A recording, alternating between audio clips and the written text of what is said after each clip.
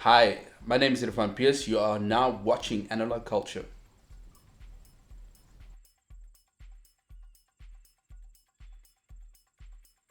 Ladies and gentlemen, my name is DJ Ndo-C. You're watching Analog Culture. Welcome back, welcome back. Today I've got. Do I call you a mentor? Yes, Nah, don't call me that. I'll call you someone that I've looked up to for a very long time in terms of what you guys have been doing in the industry. Club DELUXE, you guys were the pioneers of that. My first big ever international artist event I've went to in Cape Town. You guys hosted that with the layabouts and who else was there? Yeah, like there's a bunch of stuff that you've done, the music that you've released, late night Cancerian, like there's a lot that you've done. And yeah, we've got Erefaan Pearce on the show today. And yeah, man, welcome to the show. Thank you for having me. Appreciate it. Take two. Are you good though? I'm good. I'm good. Just a small correction. The layabouts was actually so Deluxe as a space was a amalgamation of a bunch of people who don't necessarily get the credit that they deserve. Like there was guys like Lester, Alvin, um, the One Foot in the Groove guys, Clint Hill. Um, yeah, there was just a bunch of people that all put like energy into the space, Yeah. and everybody benefited. Therefore, I just happened to be maybe one of the more visible faces Yeah. of that of the benefit of that space, of what that space did for a lot of people and so forth. So I wouldn't necessarily say that I was directly responsible. That I just happened to be. You're one of there. the pioneers. I was just there. While we're on that, how did Defenders of the Deep come into the space? And why Defenders of the Deep? Well, I actually jumped on board the Defenders of the Deep thing very late. Yeah. That's actually the brainchild of a guy called Lester Batchel and another guy called Shamir Karim. The two of them headed that up actually, and then I got onboarded a little bit later in the game. In fact, for the ones that you guys, the events that you're talking about, I was just the DJ at the event. I wasn't actually the promoter for that thing. So, Yeah. and even till today, I wouldn't take credit for it. I would say that is largely Shamir Karim and Lester Batchelor. And I think Dino Michaels was also involved at one point Yeah. with a few of them. So there's been a change of partnerships here and there, but the big ones that everybody knows was largely to do with everyone else. Those three people, I would say, Yeah. to a large degree. I came on board when I think the first one I was involved with was at Detroit. Yeah. Yeah, Detroit that warehouse Garage. that we got Yeah. in Salt River. That was amazing. And then we had a bunch of acts over there. Yeah.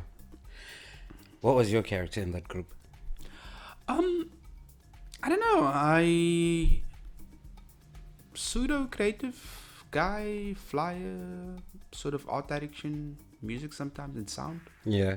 Like I tend to take the role of the sound engineer in the group very often, because like I'm quite passionate about the sound. I don't really I can see the gear here, but like Yeah, yeah. it matters. Somebody left their coffee on my turntable though. Sorry about that. No worries.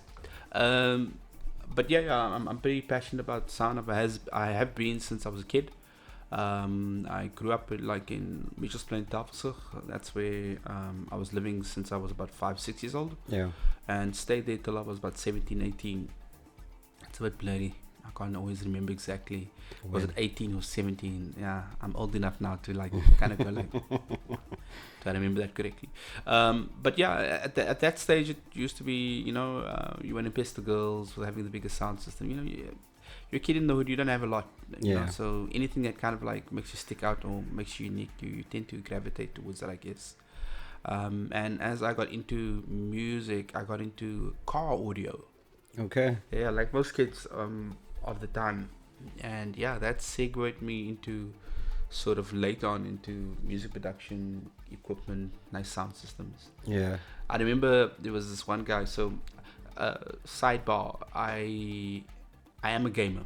I've always been. Yeah. I'm like a proper nerd, like in the classic sense, not like these cool geek guys that look cool and make tons of money, whatever. No.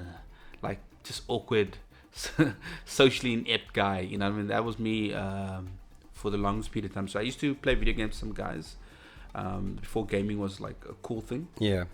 And there was this older guy who was working. So I can't remember what he did, but he had a house and he was married. He had kids. And I was like 15, 16, but we all happened to be friends because we were gaming. And he was one of the first guys to actually own a system called the 3DO. Okay. Now, a lot of gamers will know what I'm talking about, but there's some guy in the middle of Mr. Plane who owned a 3DO. But what he also did have at that house was a pair of mission speakers and a NAD amplifier. Yeah. And CD technology was pretty new at this time, right? And so we're playing music while he's showing off the 3DO, what the 3DO can do. And my God, I was blown away to see these small bookshelf speakers this big, and they sounded bigger than any hi-fi system I've ever been around my entire life. Yeah. Better than any sound system, not in terms of volume, but like just the quality. Wow. I felt like I was like right there, and it was so clean, so crisp. It was a big deal for me. Yeah, yeah. I don't think I've ever told anybody that story actually. Now we have it.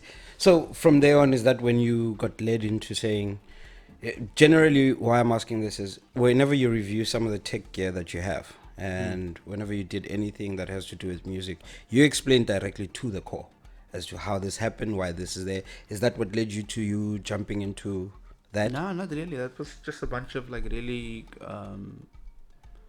coincidental things. Like okay, so I mean, I'm 45 years old. So there's a lot of story here, like to segue from like my journey from Mitchell's Plain to me becoming the guy that I'm known for right now. I would say, where do I start? So I discovered the DJing thing. I'm trying to remember something quickly. So I discovered the DJing thing when we moved to Woodstock actually. So my mom bought a house here in Woodstock. I was about 18, 19 at this stage. And I met a guy, older guy. So my mom was always friends with DJs, but I've never up to this point really experienced hands-on turntables and that sort of stuff, you know. Yeah.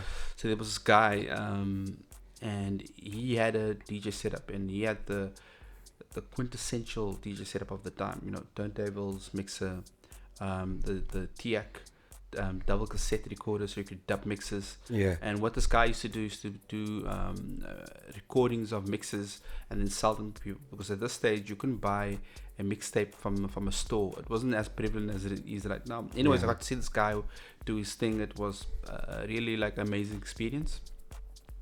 And at that point I decided, wow, there's something I really like to get into, but I also understood clearly there was a very massive barrier to entry. As things would pan out, I had my first real job working at a takeaway place on the Grand Parade, actually. Okay. Yes. Flipping burgers. So a guy that my mom knew, he opened up a place called the Hot Box, and I was working there like on weekends when I was not studying. So I'd come there after classes on Friday, and then Friday, Saturday I would work there flipping burgers, and I'd make maybe like $200 for the 2 days that I'm there, type thing, you know, because that's at least some income. Yeah. And then on Sunday I would help my mom in the flea market in Greenpoint. Yeah. And I'll make another $100 for them. So with this 300 rand, I basically negotiated some stuff. Anyways, as things would unfold at the place in the Grand Parade, some guy, listen, he probably got this under some very dodgy whatever, and he had a Gemini turntable and a Gemini mixer, 636 actually, for sale, but I didn't have all the money for it. And so the owner of the store said, okay, listen, I'll get it for you, and you can pay me back, like work it off basically. And from that point onwards, I had one turntable, and I owned a little CD player, like a little a Sony CD Walkman, and I was buying, at this point you can get like mixes like the Ministry of Sound mixes and so forth. And I plugged that into the 636, and I had the belt driven Gemini, and I had a few records that I bought over time, and I plugged the CD player into the mixer. I pressed play on the mix, and then I would mix from the record into the CD, and that's how I taught myself how to mix. So I would repeat the process. So I'll start the track from scratch, mix into the CD, trying to get there. But like, I mean, if anybody's ever played on belt-driven Geminis, they would know that they are trash. Because you touch the plateau, things flies off. If you try to slow it down too much, literally stops. There's no talk. So if you try to do this, like for example, on these turntables, they start spinning. You did this. Yeah. There would be enough. There would be enough talk from the actual turntable to actually push against you trying to stop it. There's some resistance. Whereas the Geminis, if that went like this, I did this, it stops immediately. Sheesh. So it was really difficult to mix on these things. Can imagine. And I mean that's how I started, and I was pretty trash actually. And then I met some people in Long Street through socializing, and the one guy, a French guy in Long Street, near what's the place called now? Where the old Mr. Pickwick's used to be. They used to have a store next door where what's the place that sells the Prego rolls in Long Street? Not sure. Chicken. Anyways, there was like a chicken place over there now. I think I don't know if it's still there actually.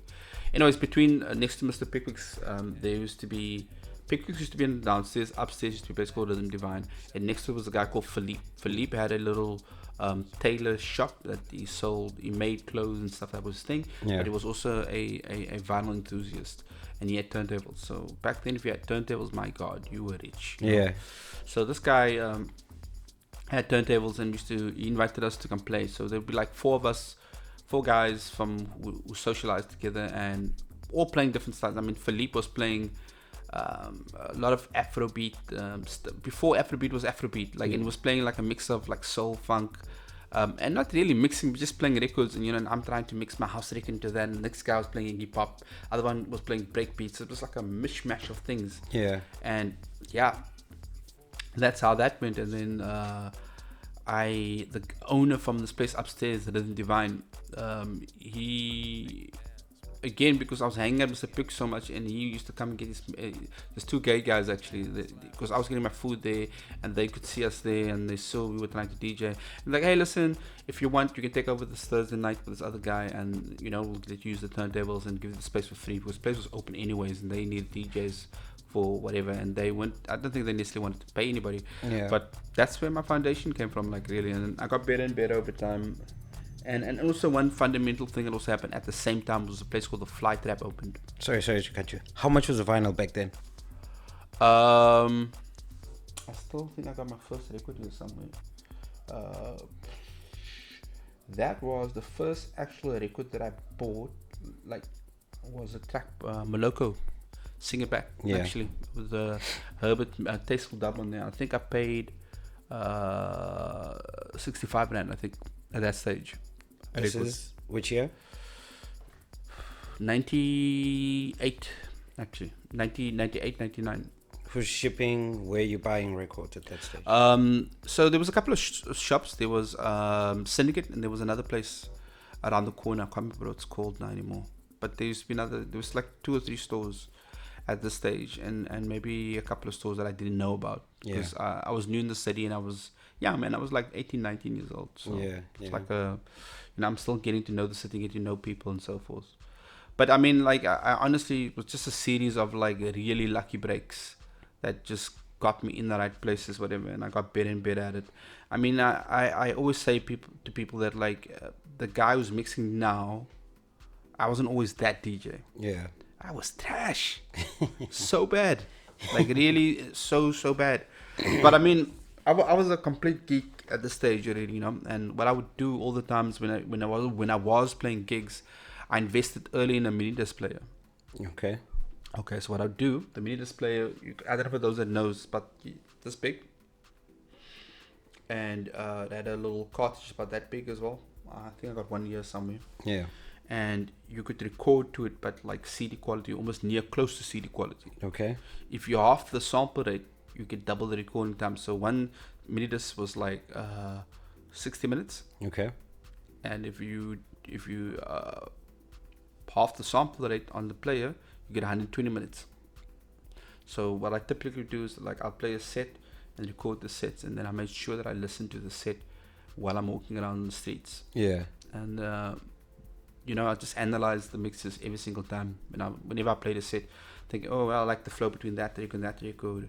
And also just listen to other people's stuff and see, like, what parts of their mixes do I like, and why does that part mesh. Who were you listening to back then? Pretty much the classic guys, the Roger Sanchez's, Pete and Heller, Helen Farley, Master at Work. Not so much Kerry Chandler. That was not really my bag at that point.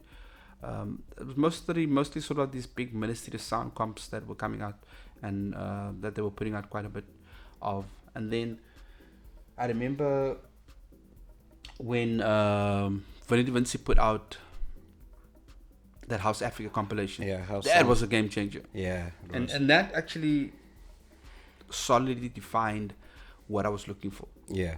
It was the first time I heard like a whole compilation of deep house on one CD, because what would typically happen in the Ministry of Sound stuff, they would start out with like sort of maybe deeper stuff, and then it will get harder progressively as the CD goes, which is fine. But it was the first time I heard like 60 minutes or whatever that was of just like straight deepness from end to end, and it was nice. But I was also big into the history of gear. Like I would like go see what these guys would mix on, and then I try to in my mind try and figure why would they prefer a rotary mixer over a mixer with faders, for example. Yeah. You know. What was big then, rotary or mic? No, nobody could afford the rotaries at that stage, man. Yeah, I don't think anybody can afford. I think the two big brands of the time was Newmark and Gemini. Yeah, and the most popular one was the 626, the Gemini 626. That was it was a 3-channel mixer. Yeah. So 4-channel mixers wasn't a thing. So 3-channel, and then we had the early. Pioneer CDJs that came. I wouldn't even call them CDJs. They were just like CD players. Yeah, the 100s. With pitch control. No. Before those. Before that, it was like a rack mounted like CD. You know, like a CD player. Yeah. Except it was rack mounted 2 trays, and then top there would be 2 parts. So the one part would be like a 2 trays where you can put your CDs in, and then there would be like another section where there's a pitch control and a small jog wheel. Oh yeah, I've seen. So it was very very rudimentary. Start. It was horrible. I mean, if you ever tried mixing this thing, good luck. It was rough. I mean, the technology wasn't really playing along. I mean, I used to move around with I had 626, and I managed to save enough money to get a Gemini sampler. Yeah. I think it was a 3-second sampler. Okay. And it was a rack mount unit like this. But I could never, what I used to do, so why I bought this, because I got tired of the CD player, and I thought, okay, cool, maybe I can make loops on the sampler, yeah. Oh yeah, but the problem was that the trigger points when you hit the loop, when you tried to loop 2 things, it wasn't terribly accurate. So the loop it was very difficult to loop on those things. Yeah. It's doable. And I thought, okay, cool, maybe I can incorporate this sampler into my sets and then loop certain sections and play it over and so forth. So I was really thinking about these things back in 98 already. How come you never designed any of those things? Or you never went into designing of sound equipment? Expensive. I mean, I was a broke kid, bro. I mean, like, I literally took the last of my money for every piece of thing. I mean, I'm talking about some big toys, as I'm speaking, but I understood that was like the last of the last. Like, I literally, if I made 1,000 rand and I could find a second-hand MD player somewhere that some kid no more longer wants, and I'd use that 1,000 rand to buy that piece of gear. And yeah, I had no sponsor. This was coming out of my pocket. Just also FYI, I was living on my own already, age 19. Yeah. So no sponsor from parents. They weren't paying my rent. I was sorting all this stuff, food, you name it, everything. My first apartment cost me about 600 rand a month. Yeah. So to give you some idea of like what the situation was, what the environment was looking like. How was the paydays on those? In terms of if you were gigging now at these spaces you were gigging at, how was the money then? So, interesting you should ask that though. So, just for context, I was making around about 200 rand an hour, 1998. Okay. It's 2022 right now. How much is the average DJ making right now? I'm asking. $2,000 an hour? No, the township DJ guy, the local guy, not the superstar guy. Yeah, I can't tell you. What do you think? 4.5, maybe 4.5. An hour? An hour? Sheesh. No, bro. Nobody's paying anybody 4,500 rand. And I don't see anybody being paid 2,000 rand an hour to play a set at the local tavern. Not really. It's probably closer to like what, maybe max $500 or so? $5,000. 1,000 rand, you say? Yeah. So think about that. 250 rand, 1998. 20 years ago. Sure. It's just saying DJs are making a hell of a lot at the moment. No. But I mean, it was easier to also, rates would go up on a yearly basis. But it was easier to manage because, boom, these things, they cost money. And I mean, no venue owner could argue with you that I didn't spend money on my music. Now, Yeah, true. with the digital revolution, cost for music was very low. Yeah. Sometimes for free. Eish.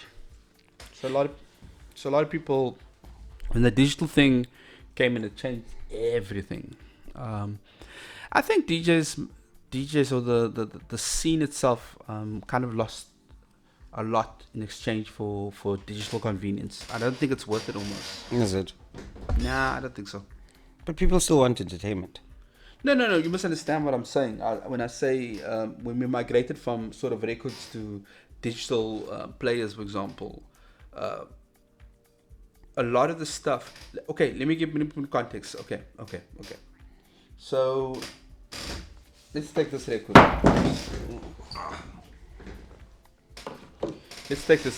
This is a record by Julian Jabber. It's called The Jungle. I think everybody in this room knows what this record is. Yeah. Okay, it's a classic. Yeah. So this record in its day would have probably moved around, let's say, 5,000 copies. Being sold today. No, back in it. Back in the days, yes. So mind you, this is an underground record by not a mainstream artist doing a very niche thing. So I would say average record would move at the time between 2,000 to 5,000 copies if it was lucky. A big hit would move maybe like 50, 100,000 copies if it was lucky. Yeah. Today, who's the biggest artist now in SA? Deep House artist. Yeah. Well, give me any name that you think is relevant. Artworks. They just released on vinyl, by the way. No, I need somebody who's doing digital. Who's doing digital? Chronic Deep. Okay, how many singles do you think that guy's selling actually? Yeah, I still have to ask him. Yeah, a lot of the people have been asking what the sales are looking like. They've been complaining and saying they're bad. So yeah, so I would estimate he'd be lucky if he broke past 150 sales. I'm not saying that more people aren't listening to it. It's not the same thing. yeah, Actual sales, 150 sales for one single.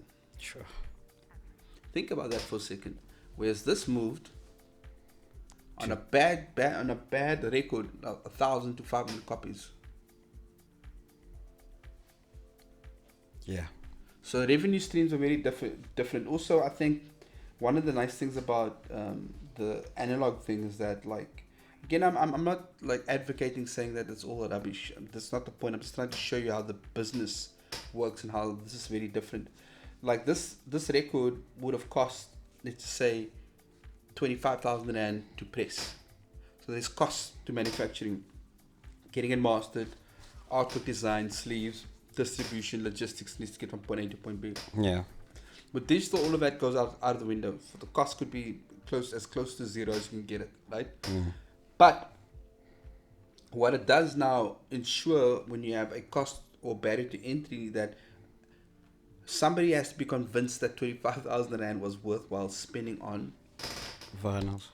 on pressing and putting this record out. Now anybody can make something and just put it out.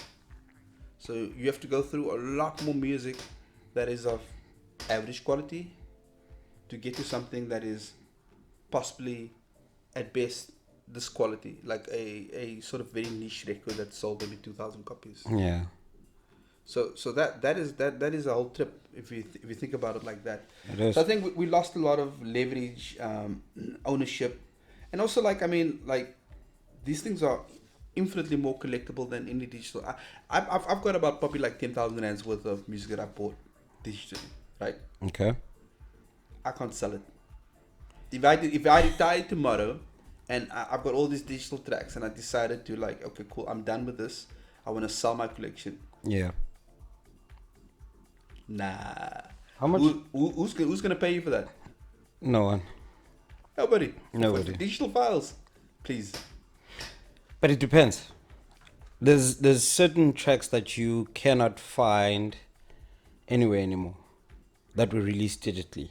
So either the owner of the track decided, no, take it off whatever distribution label he had it on, or he got his masters dude, back. like, I'm saying that my 10,000 and I'm not seeing it again. Well, it depends. Obviously, Listen, have you known anybody who's ever sold their old digital collection to another DJ? an old one. No. They somebody say you stop DJing tomorrow, and do you know of anybody who's stopped DJing at some point and decided to sell No. this collection? There's Because nobody. the problem is that you're selling a copy of the collection, not the actual collection itself, right? Yeah, true. Whereas this intrinsically has way more value. Yeah. I can see it, I can touch it, I can flex with it, I can show you, hey, this is my record, I can show you the label. And I mean, there are tons of people all over the planet, never mind South Africa, only who would be looking for this record. True. That's why Discog is still in business. Would you sell any of your records? Now, What you gonna do with the records? what do you mean? What am I going to do with them? Like when you go, what happens to your collection? I don't know. Let's talk to the Probably to family. my kid or something, that's at best. We're talking about go, like, as in, like, when I Yeah. when I die? Yeah. My gee, that's not right now.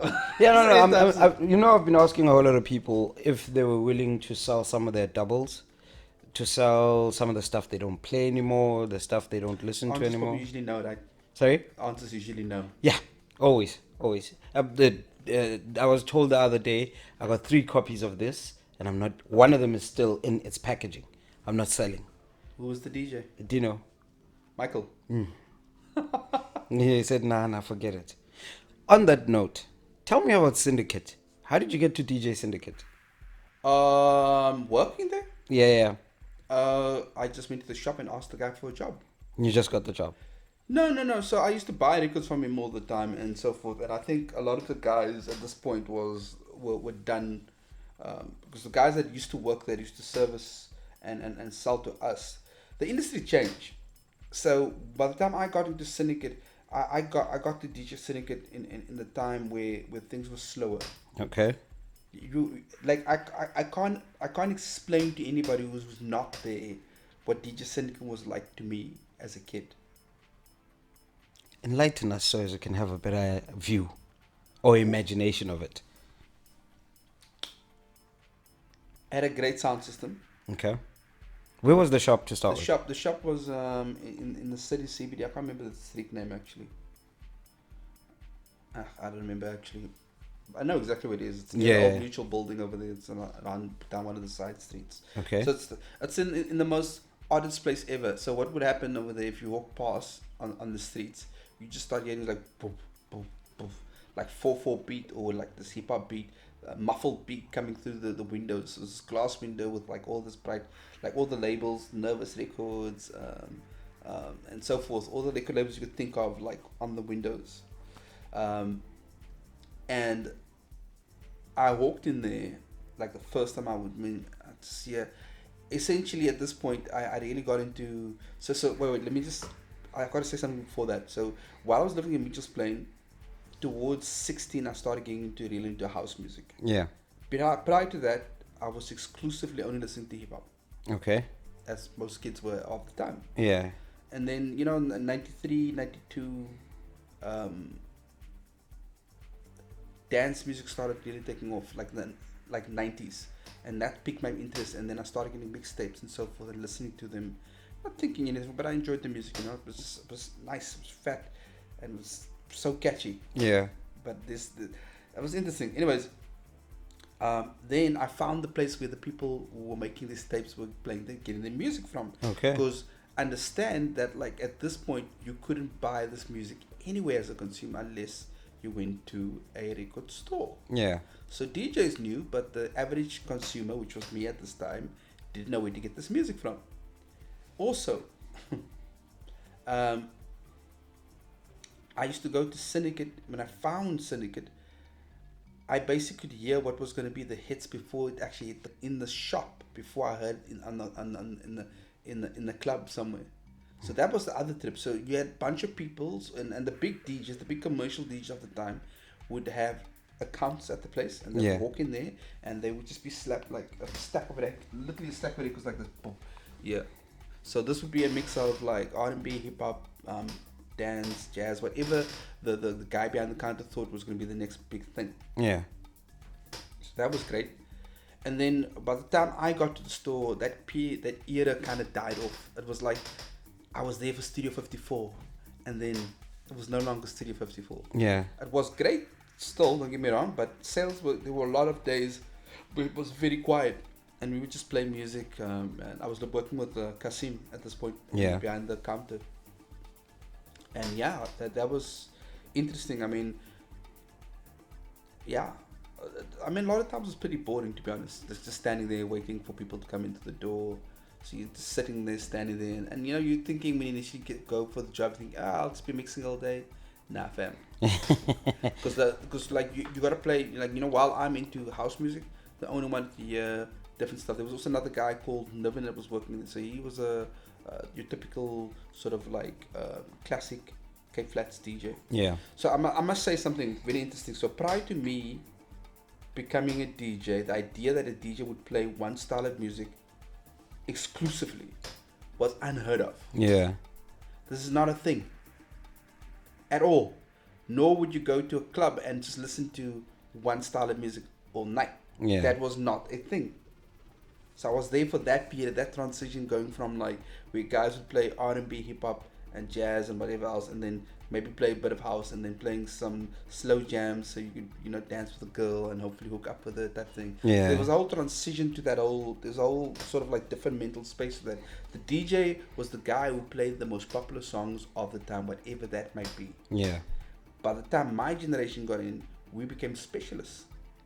We only exclusively played house records. Yeah. And even then it was deep house. Yeah. Yeah. You'll see we use a lot. So it was interesting, like super interesting. And I met a lot of people. Sounds like it. Yeah, I met a lot of people. Yeah. Like half the people names and places I don't even remember anymore. Except when like I'll run somebody comes like, hey, remember? No, not really. You guys never considered going into radio from there, or maybe opening a syndicate radio station? So this was all circa early 2000. The technology wasn't there. Yeah. I mean, when we're talking about radio, it was like very expensive. Like, I mean, you need a lot of gear. You needed to be a proper radio station. Pirate radio there were a couple of pirate radio stations here and there. Some people set them around the city. But I mean, money, technology, computers. I mean, man, let me give you some idea. The first time I owned a computer, I was about 25 years old.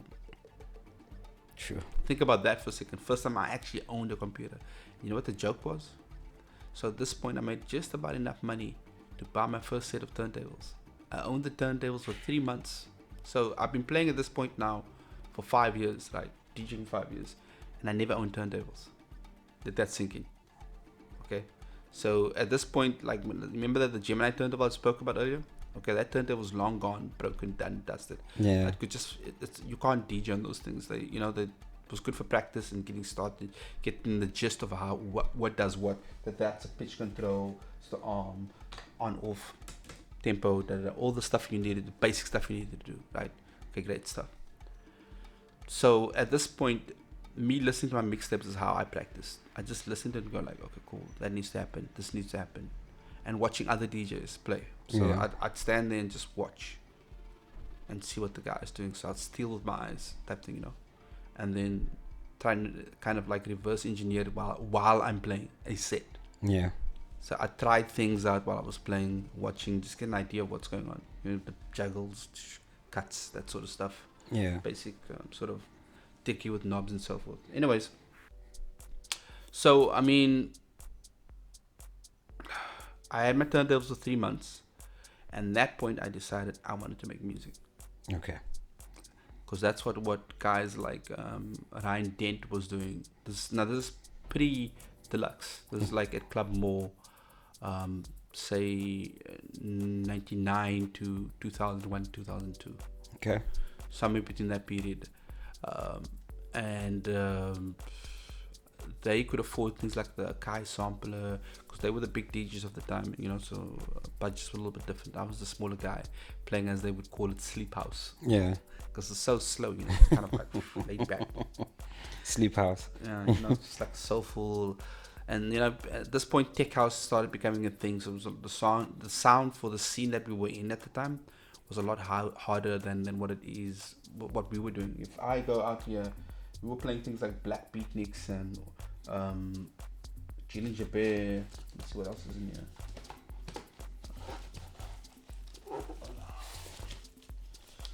DJ Deep, Buzzin' Fly. Buzzin' Fly wasn't even around at this point. Yeah.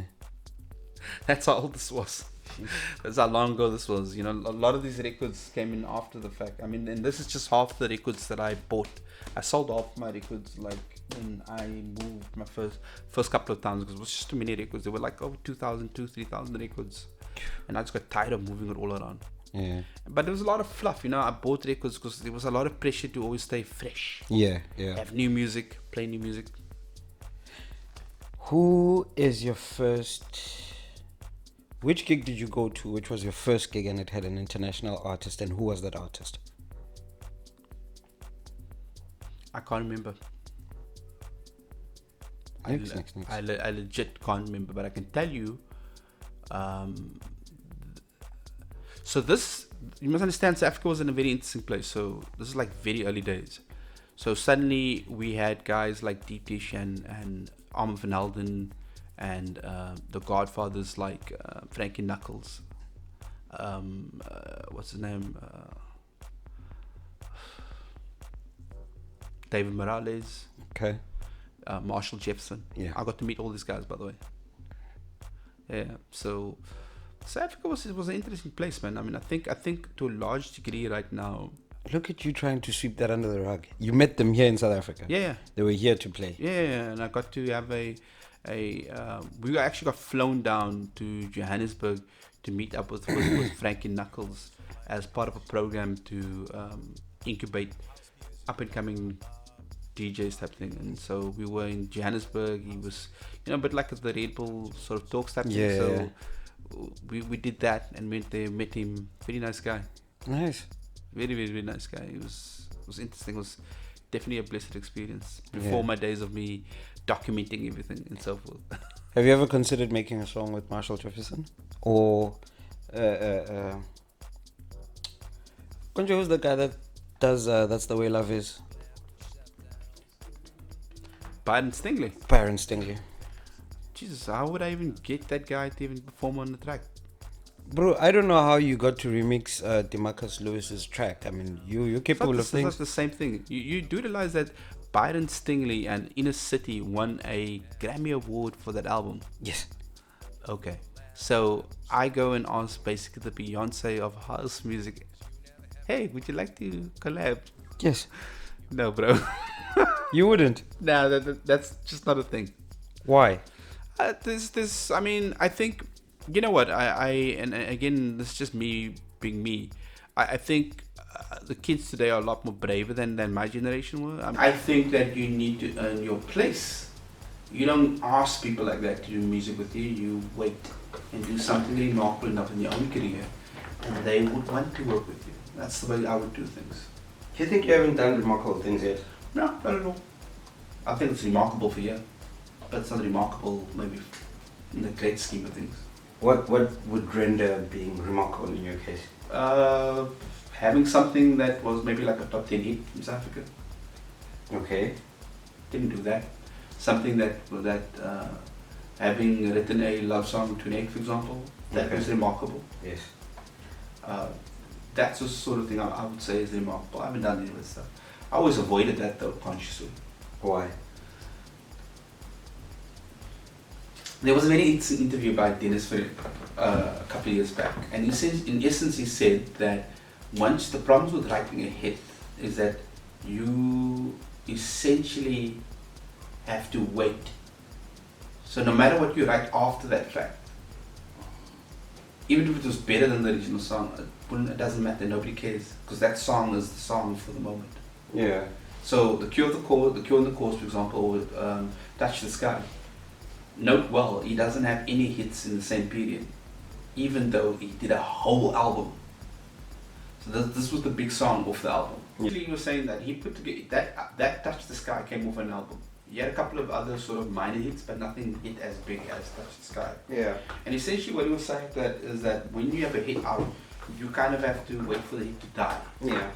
Yeah, you got to wait for the hit to kind of die before you're able to put out something else. And unfortunately, it's one of those things that it's like a light. It burns so brightly, and if you're looking at this light and you're kind of marveling, oh, how bright this light is. Yeah. But everything else will just seem so much duller after that. And that's essentially the effect. And for me, it's also like, I don't want to necessarily be caught in a situation where I have to live down. Like, for example, let's look at give me somebody who had a big hit. Whose career was kicked off by, for example. Charles? No, Charles has discography. I don't think Charles has an outright sort of like one big song. Yeah. That guy spent so many like hits, but hits in the sense that it was big here, but we don't know what that did for him the rest all over the planet. Yeah. I think the numbers vary on different things. I know that his remix of Cat to the Floor, for example, was huge. Yeah. That was a big one. I know that his Presence project that he did with that was huge. That was a big deal. It was signed to a major, and so forth. But the problem is that like when you hit in South Africa generally, most of the guys tend to be one-hit wonders. Unfortunately, okay, they pen one song and that's pretty much all you're known for the entire career. Whereas like I want to be known for more for the body of what I did as opposed to a particular thing that I did. Yeah. And I don't know. I just don't have the skills that I guess to write this sort of like mainstream song that would work in South Africa. I probably could, but I don't really have the passion for it. Yeah. You know, I was always trying to sort of how much weirdness can I get away with? You know, I was more interested in innovating something as opposed to making sure that this thing turns into the biggest thing. I wanted to make something new. Yeah. Something that was a little bit different, a mix of this, a mix of that, and then here you go, something else comes at another end. How many tracks do you have that are out there? I have no idea. No idea. No idea. I don't keep up with it. I mean, I did a lot of remixes for a little while, but I can tell you, I can pull the Prince thing. I can put an album out for the next 6 years, every year, without writing a single new track. This is work you have done. Sheesh. Why are you how good that album is another story altogether. Why are you keeping the music to yourself? Because I don't think it makes the cut. Then why not give it away? Why? Because you think it doesn't make the cut, but that's just your job my job as a DJ. Let's put this in context. My job, your primary job as a DJ is what? Make people dance? What do you think? Make the crowd happy? No. Your job is curation. Okay. You basically go find the best music for that situation, and you have to make it real time. I think things are a little bit different now for sure, but I think my primary job is as an artist is to curate the best version of myself. So I go out there and I'll find the best portions, because that's what you do. You find the best portions of the song and you just like stitch it together, and turn it into one cohesive little experience. So every song stands on its own. Like every song will be ever played from end to end. It's got to start, being in, but I blur the sort of the beginning and the ends of these tracks, so it sounds like it's one thing leading to a bigger experience. So instead of like you focusing on a hit record, you are focusing on the experience as a whole. Yeah. So I think to a large degree what has changed now, there's a massive emphasis on keeping the crowd happy. Both of you guys alluded to pretty much the same thing, which is interesting. I don't think that my job is to keep a crowd happy. no band on the planet goes out there playing songs that they think is going to work for the crowd. They play what they've either written themselves, and that song happens to resonate, or they'll curate the experience of whatever it is defines them as a band. Yeah. Because if I was to play, there are guys who do that thing. There are guys who play for crowds who they to play your favorite song, and that's cool. It's great for you, but that's not what I do. So same thing with my music. I'm not interested in putting on music that I don't think makes the cut or is not finished or polished in a way that every time I put out a song, from a sonic point of view, it needs to be a progression of some sort. Something else. Like I always say to people that it's like I've written the same song 100 times over. Yeah. But I've taken a different route each time to write that same song. So if you take everything I've ever done, you put together, there's elements that overlap. You're like, he's done this particular thing in that song, but it's a different key, different note, but it's very similar. So for example, one of the things I like doing is like sort of like I like a arpeggio. So like that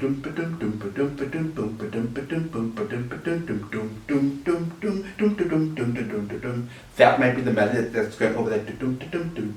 Yeah. And that provides a contrast. But this theme, whatever that melody is, whatever the arpeggio is going to be slightly different. Variations of the same idea. Okay. So that's what I'm saying. From a technical or sonic point of view, I'm always trying to up the experience and say, okay, cool.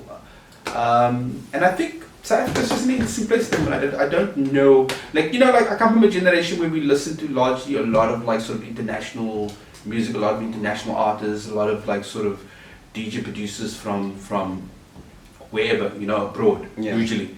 And there's sharp focus to more essay-based music in South Africa at the moment. Like, DJs will literally play an essay-only set, which it's a bit weird for me, I guess. Because, I'll play the song, I don't care where it's from, but, I'm definitely not playing 2 hours of just German, French, American. Where it's made, I don't really care. If it's good, it's good. Yeah. You feel me? Yeah, true. And then I'm going to try and contextualize it and it's going to be part of my broader message. Does this sonically fit in with the 2 hour experience? I'm a 1 hour experience I'm trying to provide. First argument is you can release an album. I like track 1. He'll like track 2. Someone else will like track 3. We don't care what you guys think. Right? No, fair enough. Wait, hold on. Artists, at least true artists, aren't there to facilitate an audience. Right. We take a risk and we make and create in isolation because this is what piques our interest.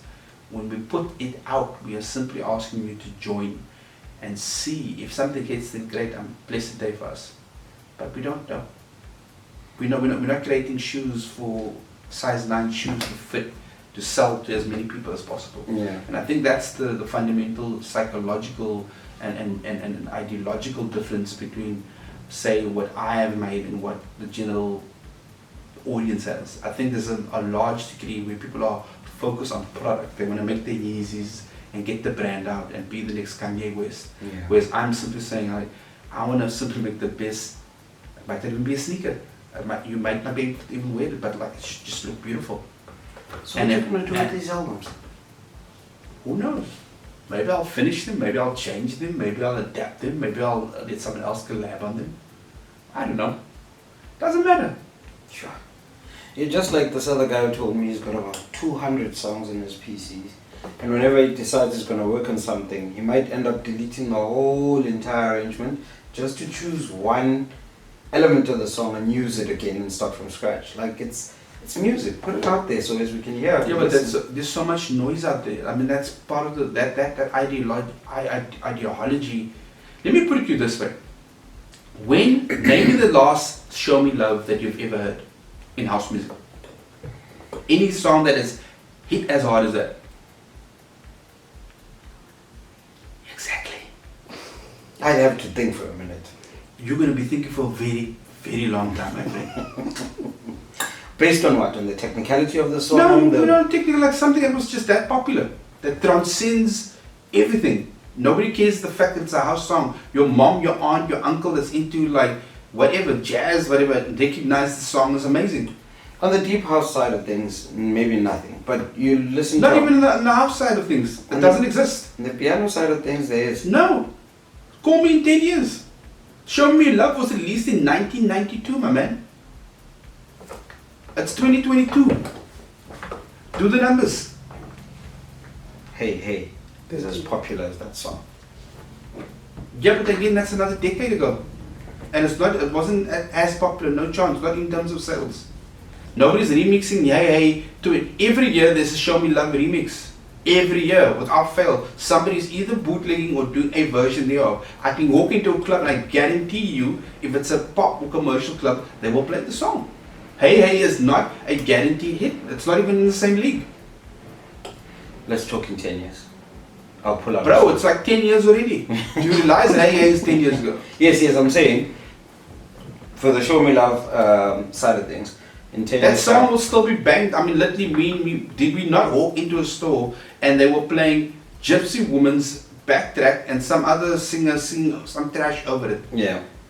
This is what I'm saying to you, like, these things transcend because they were just like that transcendental. They were just such well written, whatever it was just that amazing. Yeah. And nobody forgets them because it just, fundamentally, that's the bar. Okay, so that's the bar. Let's put it in the bar. And I'm saying to you that, like, who else has gone to that bar in the last 3 years, 4 years, 5 years, 7 years, 9 years, 10 years? You'll be thinking for a very long time. But we got people like at Jazz, Jimpster. We got Julian. We got at Jazz, Jimpster are again niche producers doing very niche things. And to me and you specifically, as deep house guys, lovers, it means something to us. But in terms of like how much that stuff transcends in that, from a cultural perspective, like, you don't need to be into deep house to listen to Show Me Love. People just get it. That's my point. Whereas, like, if I could pull out like Cafe de Fleur, it's a big deal for the three of us in the room, but it might not be a big deal to my mom. She might not even get it at all. I heard it. That's not true. I can play that song today. To your mom. Remember? To your mom. Yeah, to my mom. Remember, we come from that era of YFM. YFM, Fresh, How old's your mom now? Mosquito, no longer around. Sorry, But my dad, if I can play one of those songs, how old's your dad? 68. So you telling me you playing Cafe de Fleur, and let's say him and his siblings and family members, extended families, just these old people in a room, and you played them Cafe de Fleur, they know exactly what that song is. Yes, sir. And there's a bunch of tracks actually. A bunch of tracks that. So why aren't they at the next Charles Webster show?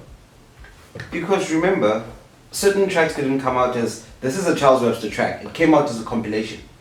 People who were never interested in DJing never went out to go and check who was on the compilation. No, for sure, because they normally tied. I know, because I did one. Yeah, they came out and said Vinny Da Vinci did that song. You know, Vinny Da Vinci was the guy who made the song, but actually it was a compilation. That's how we got to figure out, okay, these are the artists and this is how things work. But I still, my point still stands. I still don't think it's in the same league. I think it's a very niche thing. Like, I mean, I'm not going to play that song to a white like Tanny in Stellenbosch, and she gets it. But if I play Show Me Love, she sure as I'll know what that song is. She might not like it, but she knows she's heard it somewhere before. Yeah. You know what I'm saying? It's like when I say cultural shift, it can't be something that's unique to a specific group or race or age group, for example. It needs to be something that just simply hit so hard across on a planetary scale that it just changed everything. It will forever be the standard which a house record will be measured by. If you have a vocal house track, that is the standard that you measure how good that track is. Yeah, I wanted to highlight that. Another thing is Cape Town, when it comes to the music, is way... In Joburg, you jump in a taxi, they'd be playing YFM or Kai FM. Either on one of those stations, okay, let's say before Kai FM, you jump in a taxi, they're playing Metro or they're playing YFM. Particularly when YFM came in, everybody was listening to YFM. Greg did wonders with the lineup. you jump in, you're listening to deep house. It became commercial at that stage. Yeah. Deep house became commercial music. You went out to a club, hey, this is that tune we were listening to on radio. A lot of artists that released deep house at the time, they were hearing everything coming out of YFM. Come 9 o'clock on a Friday evening, you can't go out to the tavern now. So you're home and you're listening to these tracks. You go out on Monday, you go look for these tracks. There's cassette tapes everywhere of new music that comes in as compilations, right? You're just hearing deep house everywhere in Joburg. You get to Cape Town. Do you know the show? There was, who else was here? Sivem Solo and Freedom Flex. Is that so weird for you though? Well, remember, Considering, just think about it a little bit. yeah, but like coming this side, I didn't. No. think- Think about it for a second. Why would you think that is? I don't know. The market share. So listen, like I think the expectation. So you know the beautiful thing about South Africa, it's a beautiful country. Have you travelled it a lot? Yeah. You've been around. Okay. So you know it's not the same wherever you go. Nuanced, very nuanced. Yeah. Like yeah, you know, like it's easy to stick black people in this country specifically into one pot and call them all black. Yeah. No. It's Xhosa, Sotho, so forth and so forth and so forth. You know what I mean? Zulu, da. Okay, we're 11 official languages. Yeah. So there's a lot of nuance. So the differences between those groups is maybe X. Now you move to the Western Cape, which predominantly got a coloured audience Yeah. and a coloured market with different sort of like social and cultural aesthetic. It's Yeah. very different to Johannesburg. Doesn't seem that out of pocket to me. Okay. Tell me that the colored nation in Cape Town doesn't listen to Kom. I think something else is going on though. Tell me that. Are you okay? So because we got okay, actually finish your point. Yeah. Finish your point. The colored nation listens to Kom in Cape Town. The white nation listens to Kom in Cape Town. And they've twisted it and called it, well, I was told it sounds similar to techno. To a point that they actually started pressing Kom for the fact that it sounded like techno. Right? Where was this? Richard Rumney. Oh no. Red Okay, Bull so used to yeah. deal with Okay, that wait. side So of things. okay, hold on. That's an interesting statement you're making. But anyways, finish. We're good. Right. Yeah. So you had that because it was marketed perfectly. It was marketed perfectly. It sipped into Cape Town. Now you've got Amapiano. You can go next door and ask the Tani next door if she knows who Youngstana is. They do. If they know what Amapiano is, they do. 12-year-olds, 10-year-olds, they know what But again, Amapiano is. it circles back to that thing. If I asked them to say, do you know who Manuel Tur is? They wouldn't. That's what I'm saying to you. That what has happened in the last 10 or so years, South Africans, it's kind of weird, have just started listening to just locally made music, and that's all they're interested in. To a large, the mainstream is governed by that. Yeah. So much so that every national broadcasting media has essentially parroted this thing. So my thing is like when all you are hearing is just that, come on, it's obvious. I mean, like me and you will go dig and find the records. Yeah. I'll spend time online, go finding the latest record. I'll say, oh, see, Jimpster's got a new release. I see this other guy, Introspect's got a new thing out. There was another guy called Manuel something, does sort of a dub techno thing from New York, for example. Yeah. Who's looking for that music over here? It's not getting mainstream. The same thing happened back then. So here's the thing. During apartheid, I understand this. Because South Africa was super isolated. Black people can go nowhere. And black people meaning anybody who's not white in this country. Boom. Yeah. You're stuck here. So international music was at a premium. And that's all. You went out of your way to find what you could not get. Yeah. And my collection is testament to that. My history, my musical reference is testament to that. Whenever I think of music, it always comes from a British, American, Euro sort of perspective because that's what I grew up with. Yeah. A lot of soul, a lot of R&B, lots of like disco, whatever that might look. A lot of 80s pop music and so forth, Michaels and so forth. But at the same time, we had rock bands like Cranberries, Depeche Mode, etc., etc. So it was a whole spectrum of stuff, right? Okay, so this is what the radio was pushing. Okay, because I mean, music's expensive to make. Yeah. So now come circle around.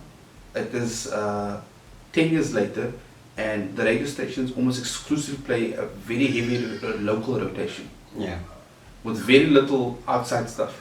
To the point that South Africans were arguing with international artists that South Africa came up with house music. You remember that argument that we saw? I remember. I mean, that was beyond crazy. I mean, like, really?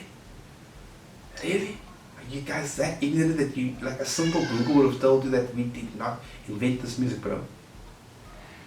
It's not as big anyway as it is here. But besides the point. Well, true. South Africa's not the world market. It makes a percentage there, but not by a long shot the market. Like anything that slaps, listen, hits on a world stage still is defined outside South Africa, not within South Africa. So we don't get to put a song on, or Young Stunner is relevant here, but here. You understand what I'm saying? Whereas, like, for example, Hey Hey, as you would like to, was made wherever in the States, released by a British label, defected, and then distributed from there to the rest of the world, and has reached as far as everywhere else where you could possibly play house music. I'm a Piano is that. I'm a Band is not that. It is. No, it's not. They've been hosting shows. No, I hear you. I know, because one of my friends, some in the space, I hear you, but it's not on the same spectrum. Explain to me. They're not like. Okay, I think the Amapiano, like Gom, blows up for a little while, Yeah. and it will disappear like Gom at some point. We'll just go through that progression. Simple as that. You think so? Definitely. It will die the same death that every micro scene ever does, whether it be dubstep, whether it be bass music. They go through this thing when it peaks for a little bit and then dips down for a little bit. The only difference is right now that South African music is actually reaching outside its border for a little bit. Yeah. But it's not on the same tip as far as I'm concerned. We don't get to call the shots. The Europeans need to decide that this track is a hit. We don't get to decide that. We can decide within this borders that yeah, it's the biggest song. No, but it's not breaking top 20 charts anyway, bro. I beg to differ. Goes, somebody take a phone now. What's that chick's name? Uncle Waffles. The one that's got a BBC show. She's got a show on BBC. Annie Who? Sorry? Annie Mac? No. She's South African. She's I'm a piano DJ. Popped up now during COVID. Uncle Waffles. That's what she calls herself. She's Uncle Waffles. She's got a live show. I stand corrected. She's got a show on BBC. She plays an hour of Amapiano on BBC. None of the genres we have in South Africa has ever had that overseas. Okay. Whereby there's a show that's on BBC, Okay. which plays South African grown music. Again, like I said, I think, just hear me out. Yeah. I just think right now that I still need to play on the BBC to be qualified elsewhere. That's my point.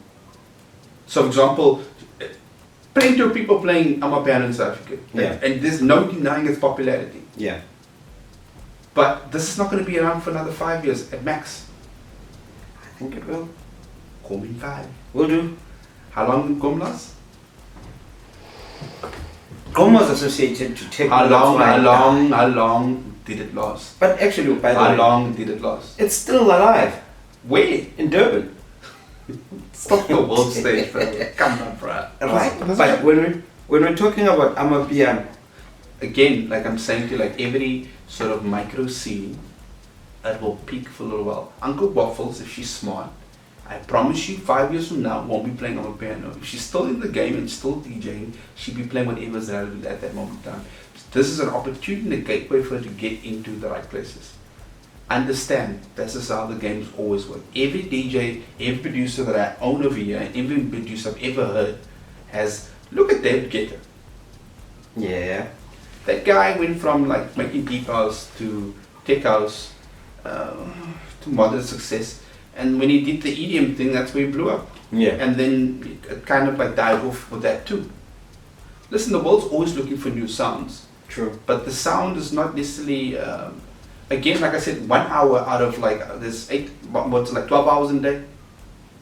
Yeah, Generally, yeah. 12 hours. 12 hours. So 1 hour once a week on a national radio station because it's speaking, and while the music. And for the Brits, it makes sense if you look at their history with bass music. Amapiano fits nicely in there because of the log drum sound. Okay. If you look at dubstep, you're looking at any of those sort of bass centric music. It survives a little bit, but it's not the world. 5 years, you said. 5 years. 5 years, I shall come here again and we'll have this conversation again. Because I 5 years. And it's fine. Like I mean, you need to realize that. Like, listen, okay. Like, let's run this back quickly. Yeah. Look at, for example, deep house that I played, like Ginger Beer. This thing is not. The sound's not popular anymore. It's not a thing. Nobody makes this. No, not anymore. It's just the sort of like the jazzy, soulful-ish kind of like deep house thing is not a thing. That's what I'm saying. Things either have to evolve or die. And my question is to you is how much more can Amapiano evolve? Name my looks. How much can Amapiano evolve? How much it is now? Yes. How many times can you hear boom boom? We'd have to listen to each and every individual track to actually determine that. But I can tell you now. No. I'm asking you your opinion for what you've heard. You've heard enough. You're qualified. Like remove the fact that you're trying to win the debate. Like again, remove that fact and just say to me how much variance you think there could be. Like, for example, this music over here has gone through an Afro phase, has gone through an Afro tech stage, has gone through a soulful stage, has gone through a disco phase, and so forth and so forth and so forth and so forth. This thing, the only thing that ties this music together is the 4/4 beat. Boom, boom, boom, boom, boom. Yeah. For Amapiano, what ties that together is the bass line. Drum, yeah. It's the long drum sound, okay? Fair. Fair. So my question is, how much more, what else can you do? Can you see yourself a Latin Amapiano? Do you seeing yourself a disco Amapiano? I know Chris Brown did a track on Amapiano. I know there's a... Chris Brown's album did trash, by the way. Just look at the numbers. I heard Drake was busy toying around with the same thing. Still, again, it was not an Amapiano track. Okay. I heard... who's this kid? I think it's Wiz Kid from... Nigeria was toying with the sound. And... Yeah, but we don't have a hit in the space. A hit like what? Like a hit, like for example, look at trap. Okay, let's take trap. Trap, 2000s phenomena. Sonically, as 2022, this is like almost a good like sort of almost 20 years of evolution to get to where it was. Yeah. And it feels to me right now that trap is on its last legs. People are tired. What was the biggest hit on trap that you know? Or that you could put up there? Biggest like so trap influence that thing? No, a track that was trap that did wonders in the market. Pretty much anything. Try the Migos. Okay. Try Cardi B. It's these little babies now. Little babies, big babies. Yeah, they're doing it. Yeah, and so I'm saying to you, like, but again, if you track it back and see how much it's changed from originally to what it is now. Yeah. If you take the what's that something Sex Mafia or something from the States, for example, these guys were messing with that triplet. Like for example, a culmination of a particular sound, a particular rap flow, and a bunch of other things that just got thrown into a pot together, and you got to where it is. Yeah. But now, if I look at the last 3 years in terms of top 10 hits, there's not much. I listened to Kendrick's album. I think Kendrick's album is, for example, an amazing album. Yeah. You know what? The one thing I must say, which I am finding about you, you're very passionate about your country. I just love the music. No. You're a very passionate South African. I appreciate that. Like I consider myself more I think maybe it's something I need to just divulge. I don't see myself as a patriot. I see myself as somebody who just happens to live in South Africa. Okay. And my family's here, and I've got some allegiance to that. But in terms of its political, social, and cultural norms, I have no real investment in that. I'm simply looking to be the best I could be on a sort of planetary scale. Yeah. You know, like if I'm going to compete, if I'm going to do something that's going to be at a scale that makes sense globally and not necessarily just here. And there's nothing wrong with the being great here in South Africa. It's just not enough bigger of a goal for me. Yeah. There's a whole world out there, and like I wanna play there. That thing, you know. I don't know if I'm ever going to be able to, but yeah, you know. So my standards are for everything I do is I always think in terms of global standards and not just simply trying to be the biggest guy over here. Yeah. You know what I mean? Because the biggest thing over here, that might be appealing to someone else, but it's not my goal. I want my experience and musical experience should take me to everything else that I've not experienced before. Yeah. I want all my expectations to be blown out the water. Everything I think I know should be proved like wrong. I'm not interested in being sure that this is absolutely the best. Yeah. I'm not trying to necessarily be right. I'm right now based on the little that I know right now. Yeah. I'll leave here and I'll go somewhere else and I'll learn a little bit more and I realize, hey, there was more to this conversation than simply just this one nuance thing. So in terms of like whether Amapiano is going to be around, I'm always looking at this from a bigger global scale. Yeah. And not just simply like a couple of things that happen here and there, because we can always make arguments. I could say, hey, I released a few records overseas, but that didn't mean nothing. Yeah. You know what I mean? In the great scheme of things, It's nothing. it's nothing. Yeah. It's no big deal. But to someone else in South Africa who's not done it, it's a big thing. Not to me. That's my record over there. Russian guys released that, one of my singles on there, something I made in 2010 or something nonsense like that. Yeah. They re-released on vinyl again. Nice. Yeah. I'm still trying to find copies of my that started up and Shez Demir remixed it. Yeah. I never have a copy of that. And that's what I'm saying. All these things, all the names that, for example, I might drop throughout my journey might sound big to someone else, but to me it's not. It's just, that's where I was at the time. Yeah, you reach that stage. I reached a stage, now we move over it, now it's next. So when I discuss music, when I discuss music, for example, across the board, I'm always looking at it from a global space. Yeah. Because if you're sitting here with Charles Webster or Jimpster, they're not going to talk from a British perspective, because the ballpark. I mean, the guy was playing in Malta. It's like if we had to if Black Coffee was in this room right now, Yeah. and we had to discuss music with him, we and you would never understand where that guy is at the moment, because we just haven't experienced it. Yeah. From his through his lens. He's done it at the highest level in South Africa. He's done it at the highest level, arguably in Africa, and now he's playing on the global stage. Yeah. At the highest level. So how do you understand whether, like, I mean, I've seen him make statements before and it rubbed a lot of people the wrong way, but I get that he's coming from a very different place. True. So it's not that I want something not to succeed. It's more than the case that historically speaking, this thing has a limited lifespan. Yeah. This thing has a limited lifespan. I'm shocked that like 30, 40, 50 years later, this thing is still a thing. Yeah. But this thing has changed enough from its original format that it's barely recognizable sometimes to where it started out. Yeah. You know? That's a very interesting. If I were to release anything on vinyl, the whole world would know. That's not a big deal to me. Again, you're the one who's experienced it, right? Oh. It's not a big deal to you.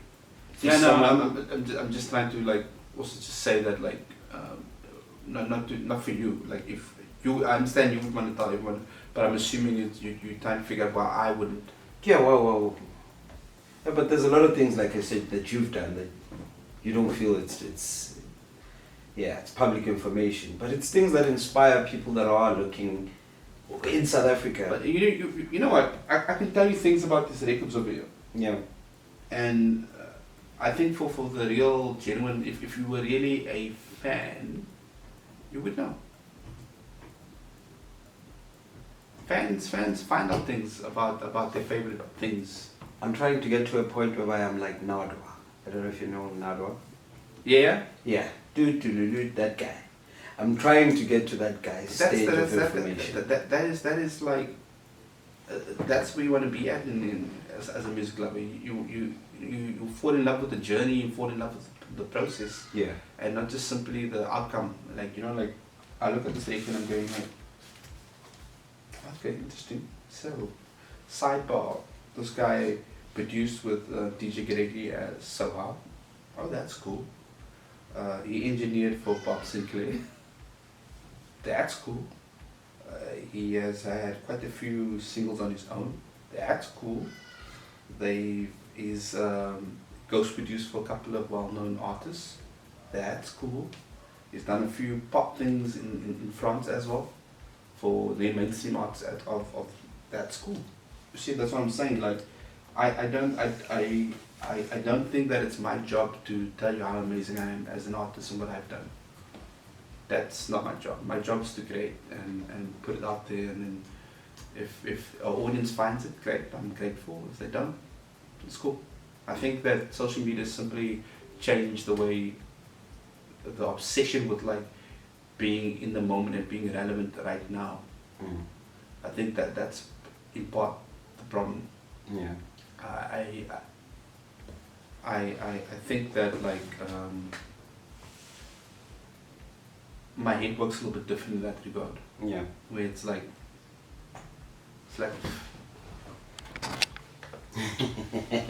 I'm gonna remind him of that. So there's a remix that you did with Lewis. Oh yeah. How did that come about? That was through a guy called Kev O'Brien, actually, from New York.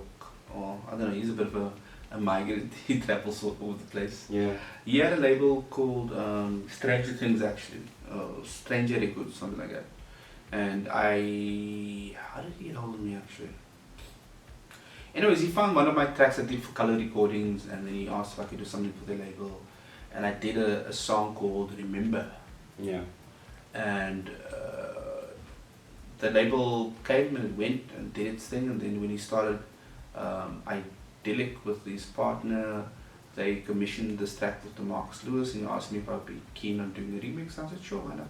Yeah, I have to say it's a dope track. Thank you. It's a dope Sure. track. Very, very dope track. Who on the bigger scales are you looking to work with in future? Like who's an artist that's out there that you're like, I'd really like to work with that one? I don't know, it'd be mostly like singers and stuff, it'd be interesting to just get the recording process and do something with them. Lynn Lockerbie, I wouldn't mind working with her. Okay. I like her tone. I'm very much like a 90s house guy, like, although you got singers like, for example, locally, like Sio, for example, she's got an amazing voice. Yeah. I think she does a very particular kind of thing, whereas I'm looking for more like church, soul, heavy weighted sort of thing, like Lady Alma, for example, Yeah, has a track, yeah. like sort of heavy American gospel type thing. Yeah. So I like that hybrid. I like it sort of like taking like sort of this minimalistic, Bless you. thank you, to take this minimalistic sort of like tech-ish kind of sounds and squeeze the soul out of it. Yeah. And the singing will just kind of like complete the package. So taking like really like Make It Rain, for example, there's elements of it where it goes it's very techno-ish, Yeah, you know what I mean? Even though they play it in a very melodic way. And then this woman comes in and she just sings a bloody heart out, like, my lord. Yeah. Yeah. That song is just gas. South African artist that you're finding Interesting? I think they're all interesting. Yeah. But I think the one definitely that's probably in the lead for me is probably FK Mash. Yeah. Yeah, he's definitely probably, he's the most definitely unique sounding South African artist. Yeah. Hands down. Like, it's him no matter what. Yeah. But it could backfire against him in the long run. Why? When your sound is that specific, and the winds change, and believe me, they do change. Yeah. You know, but even if he changes the sound up, either his fans won't like it, or some other nonsense like it. You know, it's very difficult position to be. It's like stimming. Yeah. You know, stimming is stimming, and like after it's not 2022, is stimming as popular as it used to be? No. No, because like his sounds is being stimming. Yeah. You know what I mean? It's great music, I still think, but like I think that there's just also a bit of like fatigue involved with like listening to music and listening to artists. You know, people don't go along on the long term journey with most artists unless they've got something that is like that either transcends, and when I say transcend, it's just hits a different pocket altogether. Yeah. Love Song 28, for example, for Julian was his pocket. I think he's done a lot of amazing music since, but for whatever reason, the audience has not responded the same way to that, to the rest of the content. Yeah. Just interesting, in a sense, and I mean that's just things you can't control. I mean, I'm sure that you could tell you of like 10 tracks he thought that he loves, maybe more than Love Song 28, but like ask the average South African what they thought of it, that would be their favorite song. Do you see yourself doing bigger events? I don't know. I'm in a weird space at the moment, where in this city specifically, things are just strange. I think the music industry is a bit strange. I think there's a lot of like sort of like there's things happening, but not the kind of things I do. You know, you got the township scene just doing its thing, but that's very much like a lounge, sort of like a loungy cocktail kind of drinking experience type thing. Yeah. But now, how do we fit into that space, or how do I fit in that space as a DJ? We've still got a lot of things happening down there that do. No. You misunderstand what I'm saying. Like, it's not like I come from a almost exclusively a bar cocktail experience initially, and then I migrated into a club experience. Yeah. Now we're back into that bar cocktail thing. Yeah. Now my question to myself is like, do I want to go back there? Oh, okay. You know, and like, where are the spaces where I can continue playing and performing as an artist in those spaces? Yeah. So it's like a bit of a strange one. Like bigger, what does bigger mean right now? Does it mean a bigger place where there's more seats and tables and bottle service? Is more a club, a nice club somewhere? Is more a festival, outdoor festival somewhere? You see what the logistics are like. What does that entail? Like for me, I don't know. I think that I've got a lot of work to do if I want to get even remotely to the spaces that I used to occupy with an audience. I don't think people think of me in the same like they did like 10, 15 years ago. No chance. I haven't done anything since. I've actually just more and more just kind of receded into the background somewhat. Yeah. I think, to be fair, like I kind of got bored and lost interest, man, to a lot of the stuff. Like a lot of it just wasn't that interesting anymore, and it was just, you know, I started a business, worked in the business, and then that took all my attention. And you know, I'm not sitting in front of a computer making music all day, every day. But that being said, even if I had the opportunity to do that, would I? To what? To sell 100 copies or something and be internet famous? No. Alright. You know, it's like I mean, I enjoy the music making process. That's why there's all this music on my computer and not out. Yeah. So I'll still make the music, but the sort of interaction is not necessarily required from the audience. I don't necessarily need to put a record out to make to you know what I mean, like whatever. Yeah. The music needs to facilitate where I'm at the moment, and right now it's like, okay, cool. I don't need to put music out per se. I don't think that the financial structures in the space is right. I don't think there's enough of an incentive for me as a 45-year-old man right now to invest all the energy trying to promote a single. Yeah. And I don't think I'm doing anything creatively that's interesting enough. What's out now, and what should we look out for music-wise on your end? It's an interesting question. I think it depends who you are. I mean, what you're into. If you a guy who likes the SA deep house scene, then there's lots out at the moment, lots of new faces, lots of people doing some interesting stuff. No, sorry, I mean on your. Yeah, I don't know. I'll know when I hear it. Like, I mean, I buy bits and bobs and pieces.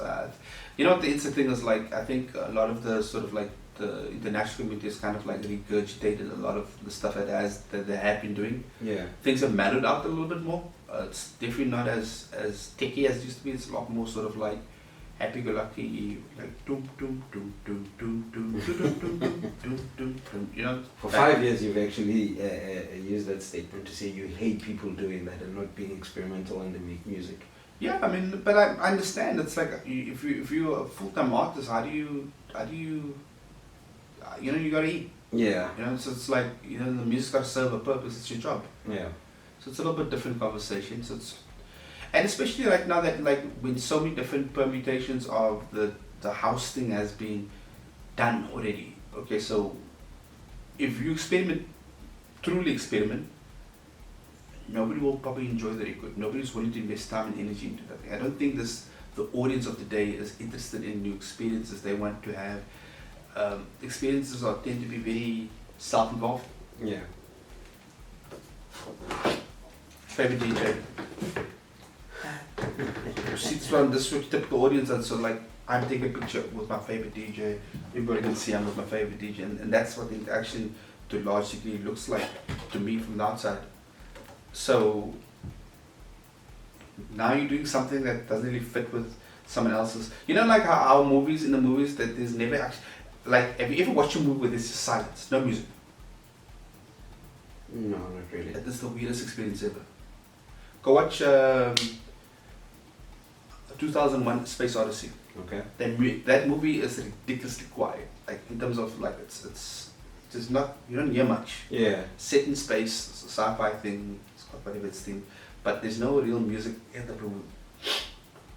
And I think right now what's happening is that the music thing serves as theme songs for people's own personal experiences. Yeah. And it further gets sort of like amplified by their social media accounts. So literally, I go eat. Take a picture. I'm eating this. I'm out at the beach. Oh my God, such a wonderful sunset. Okay, cool. That's fine. And now, as an artist, when you fit in this scheme of things, so you want to experiment with some nonsense? Yeah, you can. But then, you know, be prepared that it's probably not going to do very particularly well in the space. And at my age, like, it's hard to justify sitting 8 hours or 10 hours and a lot of times over 100 hours sitting on a song. Yeah. That probably is going to go nowhere from a thing. So I tend to focus on just making something for me and finding music that I find interesting for me. Yeah. Right now, I'm finding a lot of sort of like sampled disco-y stuff that's kind of like doing its thing, which is pretty cool. Guys like Volta Tab, what's the guy's name? Ponty Mython, for example, and so forth and so forth. I'm quite enjoying that. Art of Tones, for example. He's doing sort of a lot of this disco-y, live-based kind of like very. It's different, you know. I like that kind of thing. It's like a lot more musical stuff. Like I like stuff with hooks and proper hooks. Yeah. I think that's what made things like songs like Dawson's Luna like super strong, and what maybe a lot of local guys don't do often enough is there was a very strong hook. Like, I mean, anybody. I'm the most defining part of that song, Luna, for me.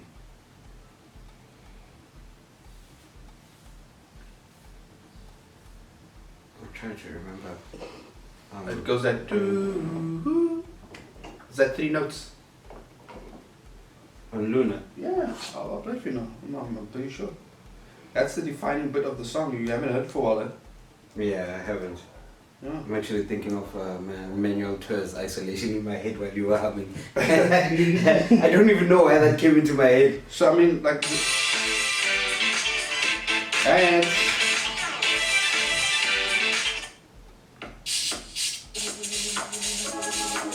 Oh yeah. 3 notes. That was the hook. That was the hook of the song. I mean, Yeah. and you don't hear this sort of thing very often. That's what the standout part of that song is. But also the interaction between that bass line, call response. Yeah. And then he has this pad that kind of like lends this moodiness to it, you know what I mean? Yeah. Whereas, I don't know what's happening. I mean, yeah, like I like musical stuff like that. I like when there's like a hook and something to grab on, whether it be a singer or it's like, Yeah. like even Love Song 28. It's got a very distinct. It's got a very you know, when I think of Love Song 28, it's got a very like you know, if you were telling a child a story, that's the song I would use to tell to in the background. Yeah. It's got a very childlike innocence to it. Like it really just like if you really get into the song, and the way the whole thing comes together, it's got a very sort of like eerie, almost near fairy like experience. It's like, you know, like a dream Yeah. type thing, you know, like really just immersive in that regard. I like that. I like when people do things like that. That's so you can still stay within the structure, but that song is so unique in its setup that it does that thing. Dawson's Luna does that a particular thing. I think Jazzol's what's that song he did with it was Lazarus. There's a bunch of that, I would say. No, just that one song that was big for him. And for everything still did the remix of it. Anyways, that song was amazing. All these songs that do these things, they tend to stick out Yeah. like distinctively. There's no mistaking that it is that song. True. You know what I mean? Like, Yeah. give me another song that was pretty big. I don't know. C9's Wonder. I don't know that. Oh yeah, I remember that song. But that was the singing, the guy, the band. Yeah. Yeah. Yeah. That's what you're explaining about what you pick up from Love Song 28. That's what I pick up from that song. It's I think Love Song is in its own realm though. Like it's Yeah. really like if I was about to have a dream and that's the theme song for a dream. Oh, like really in the background because it's not trying to be like even the chorus. yeah, You know what I mean? Like it's just insane. Well, I still think that the song is wonderful in itself. That remix Ed Jazz did, that's a party bang. Which one? Love Song 28, but the Ed Jazz remix, The original will always be like the one. the top one. Yeah, it's like it's very unpretentious. It's not even trying. Yeah. Like from a production point, it's a hell of a lot going. It's just magic. Yeah, maybe because I can couple an experience to that one. One Foot Out the Groove had in here, and It was actually Charles Webster's remix, by the way. I think you're talking about.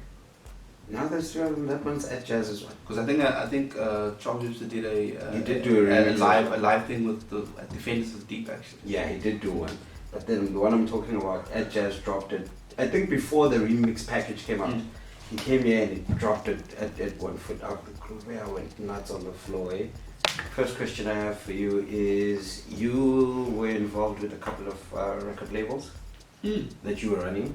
You still running any of them? Things we make us kind of around. Kind of. Like I said, man, it's gotta be worthwhile. It's gotta be interesting. Like I mean, if I'm gonna put something out, it has to, you know, like really just do something a little bit different. Sidebar: you taking artists? No, I'm not interested in developing new artists. I'm not interested in signing on any artists either. It's too much logistics. Yeah. It's literally going to be the idea is, so the game plan is of such a nature that I am planning on getting a bunch of music out. Yeah. But it will be either Bandcamp or physical exclusives. Yeah. You won't find it on Spotify, you won't find iTunes, you won't find the normal platforms. You can buy directly from me on there, and it will just live there, and you know, that's that. Yeah. I kind of checked out as far as trying to be a competitive producer, if it makes any sense. You know, competitive in the sense that you're trying to get out as many labels as possible and release as much music. It's like it's going to have to be exclusively on my terms, and I've got to be passionate about it and happy about it and enjoy it and have a relationship with whoever. Because the problem is for all the music I've released, the amount of like statements and you know, like if I had to look at all that stuff I released and I had to tally up how much I've made from those releases, a lot of those come up zero, bro. Yeah. Like it's just not worth it. You're spending all this time. I've got a 4-year-old kid, I'm sitting here for over 100 hours sitting on one song, worrying about sonics that nobody else seems to care about. Yeah. It's not right. So now if I am releasing stuff, I'm gonna do it on my own terms and be selfish about it. And like that's where you're gonna find my stuff on Bandcamp, and that's it. Alright, cool beans. Where do we catch you now live play? I'm currently involved with a place called Artisan. I don't always play there, but I do manage some DJs that, not manage, but I manage the sort of the music lineup for the venue. Yeah. On behalf of the owner for now. So you'll catch me there every now and then. I think I played there last night with Lazarus. But it's interesting. So other thing that has happened now with the last 4 years of COVID, because I've not been so active, a lot of my fan base or ex-fan base, I don't know what you want to call them, around about my age, we don't get out much from. Yeah. You know, it's like we'll sit at home and watch movies, spend time with the kids, take pictures at the beach, take the kids. Normally everything sort of is wrapped around our kids. Yeah. Get this, get that, you know, and that's fine. But I don't really have enough younger fans who know what I do, and that's because I simply am not doing anything about it. Yeah. So I'm going to be working on the next year, sort of like trying to build up a slightly younger fan base who would be interested to come see me perform and so forth. It's not a dead end street per se, but it's going to take some time. Yeah. Basically, I'm viewing it as a challenge, like, you know, as I'm like, hey, can you build up a fan base? Because like my challenge to any artist is like, if you can't get at least 50 people to come check you out somewhere, do you really have a fan base? Yeah. You know, like, hey, I mean, like, my experiment worked. For example, when I released this album called Late Night, I Can See It Physically, print 500 copies, sell 500 copies. That's the experiment in, and 500 copies physically, not digitally. So Yeah. you know, you own a CD, you own a CD player, and yeah, that's that. And mission accomplished. So at that point in time, I had some sort of fan base. Yeah. Willing to buy a piece of merch of me. That's that. But I dropped a lot of the things. I was like super active for a while. Like I did a lot. Radio show, DJing, producing, designing, trying to do the social activism thing online, which was a disaster. Yeah. Yeah. Done with that now. I wouldn't say done. It's just that like one thing at a time, you know. Like Yeah. just take, let's see where it goes. I've got all this gear. I've got all this stuff. I don't see myself not making music as I get older, but I'm also not in a hurry. I'm not going anywhere. You know what I mean? Like it's fine. You know, I'm not trying to get like 10 releases out every single month. I'm not in that tip. DJing is not my career per se. It's what I do for passion. So if something comes out, it's going to be meaningful. Like you're talking about the DeMarcus Lewis thing. I mean, I was very passionate about that remix. I enjoyed that. That was probably one of my all-time favorite remixes I've ever done personally. Because the song just hit the right notes and it feels the way I felt. I'm happy. Yeah. Tip of the day. Why did you stop? Oh, okay, that was interesting. So I stopped doing those tips because I got wind of, let's just say, a faction of the local DJing things who had some comments about the thing, and it wasn't very flattering. Yeah. And I just kind of went like, you know what?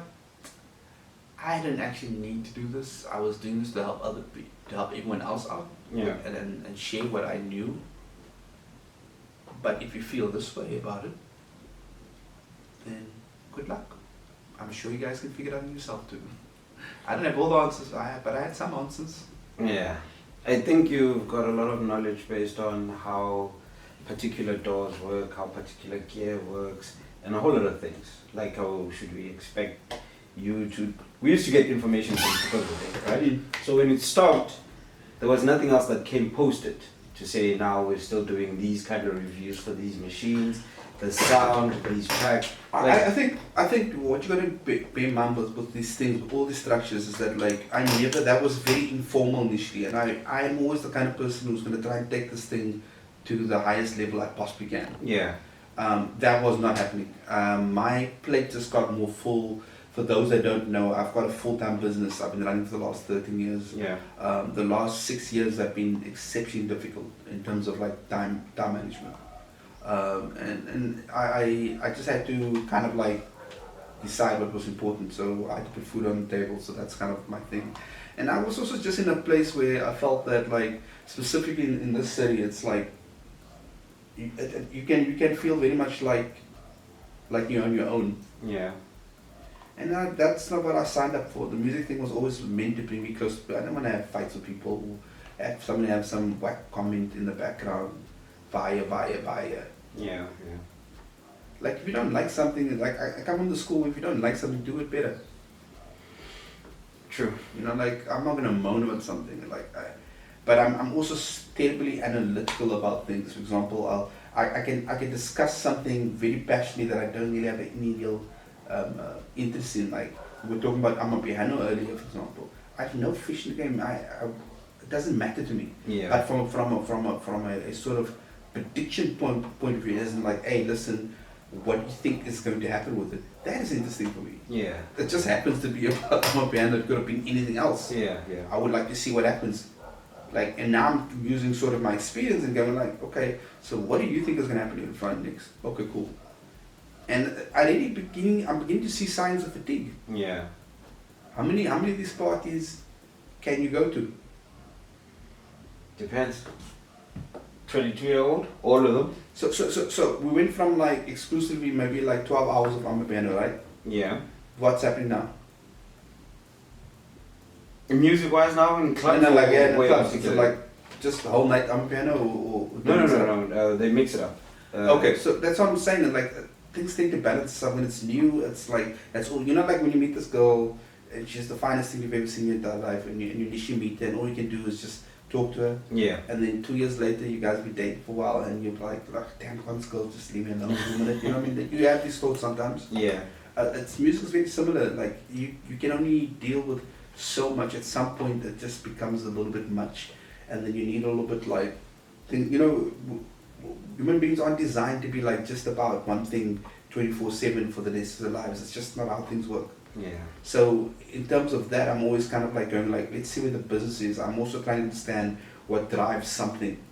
So when I look at like from a business case study, I look at the scene like Amapiano, not musically, because I don't know anything about it. Yeah. I don't know enough to discuss it as a music, but from a business point of view, if I had to make a business prediction about it, I can discuss that because I can use what I understand from my experience, the business in say house music, and why that certain things came to be a certain way, and then so impose that experience over it and see where the certain boxes tick, and what needs to happen for that success. Because success, things that tend to be successful tend to be pretty consistent about it. Like I mean, you know that meme when people DJs write their bios and they say like, I come from I grew up listening to jazz, or I come from a musical background. Yeah. It's a meme at this point. It's a whole meme. Like, it's funny. Don't talk about it, right? Like nobody's interested because everybody grew up with music, fam. Everybody's family like listened to jazz or some nonsense like that. It's like it's a whole joke. Actually, that's funny, but not to mock you. I'm just saying that like it's ridiculous. There's other things you can talk about. Yeah. You know what I mean? Like your journey is much more than simply what you grew up listening to and that particular very nuanced influence. Yeah. You could talk about like I can talk about the first time I noticed something interesting musically. So coming out of the 80s, I'm a kid. I was born in 77, so end of the 80s, I would have been around about 13 years old. Right? Okay, cool. Keep that in mind. So one day I'm watching TV and a song comes on the TV, and I connected the TV to the hi-fi system I had at home. My mom's hi-fi system, so I was that kid.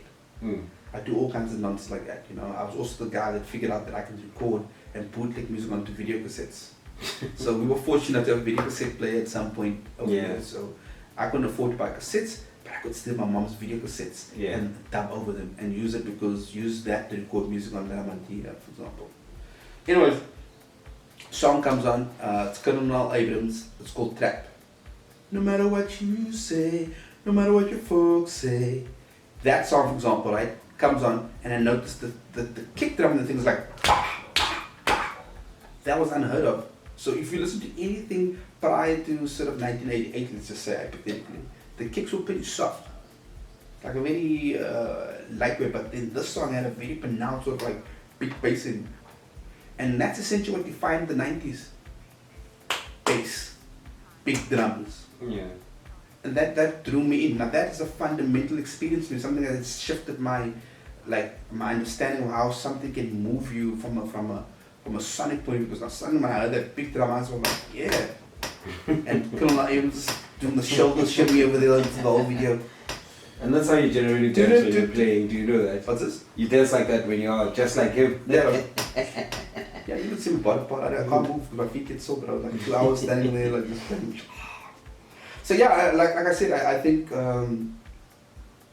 I like the challenges of I like the infrastructural stuff in the music industry. I really enjoy discussing those things. Yeah. But I enjoy discussing them in hopes that I can add to that and build on it, because not simply, like I think a lot of young kids need to move away from the production side of things and focus a little bit on the sort of like the commerce side of the music thing as well. Yeah. So that they can actually have a full-time career in music and do what they need to do, as opposed to just going like, okay, cool, I'm just going to be the greatest music producer on the planet. That's cool.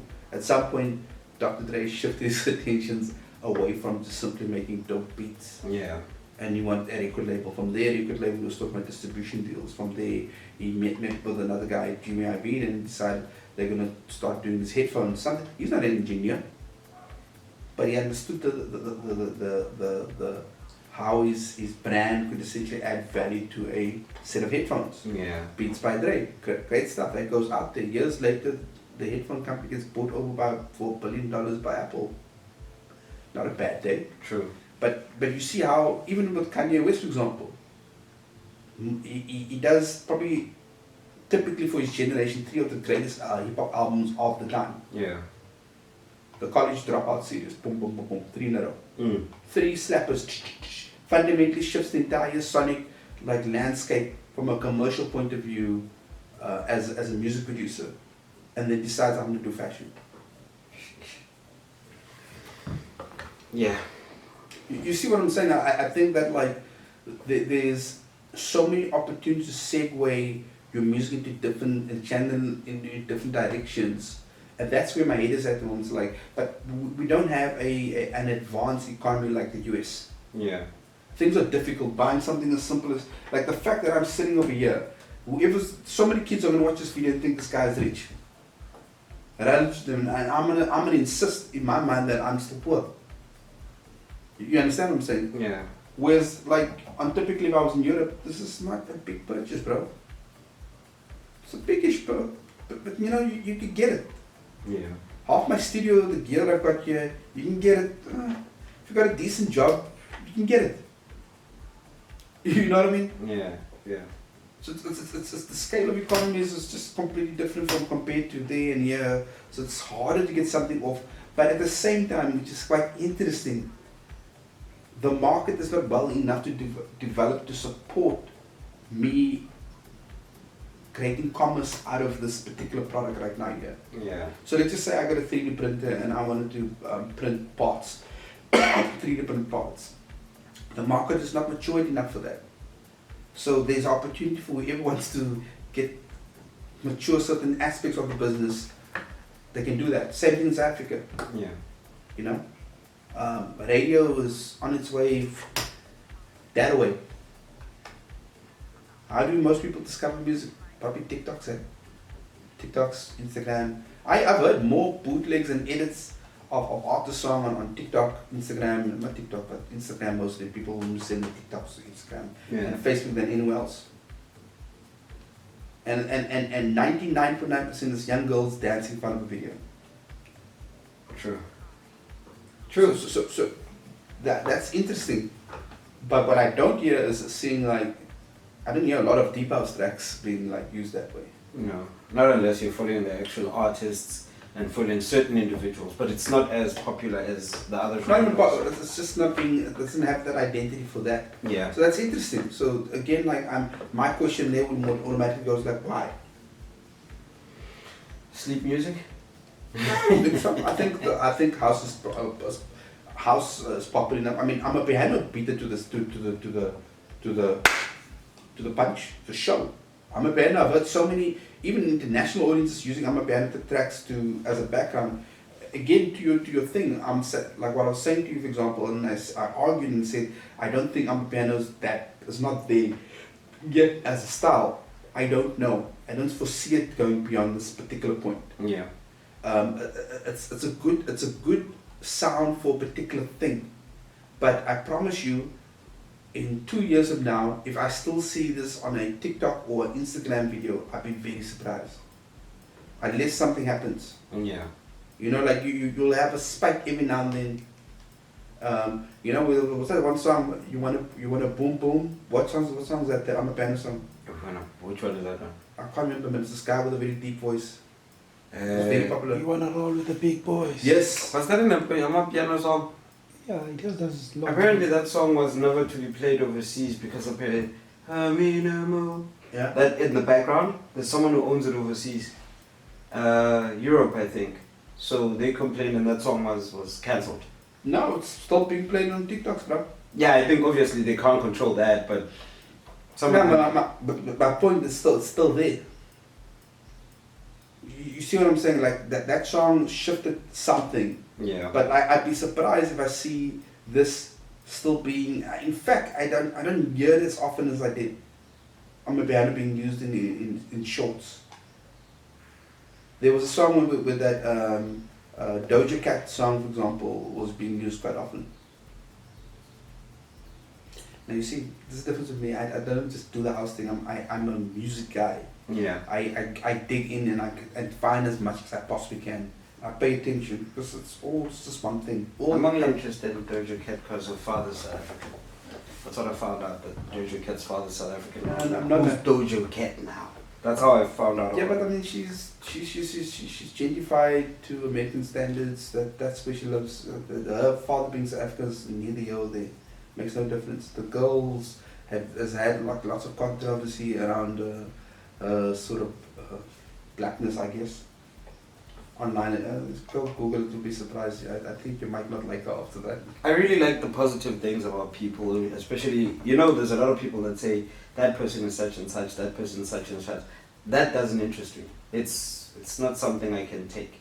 For everybody that's got their own comment or reasoning about certain people, there's something great about that person, you know, that you wouldn't know about. So if somebody comes out and says, you know, Erefaan is a douche, I'm going to want to know, are you a douche? I can be. So then I can be depending on the situation. Like, I mean, people like to treat people like objects. in what sense? My favorite record is an object, and I feel like I own a part of this guy's life. Oh. I go to a few of your events. Why is he not speaking to me?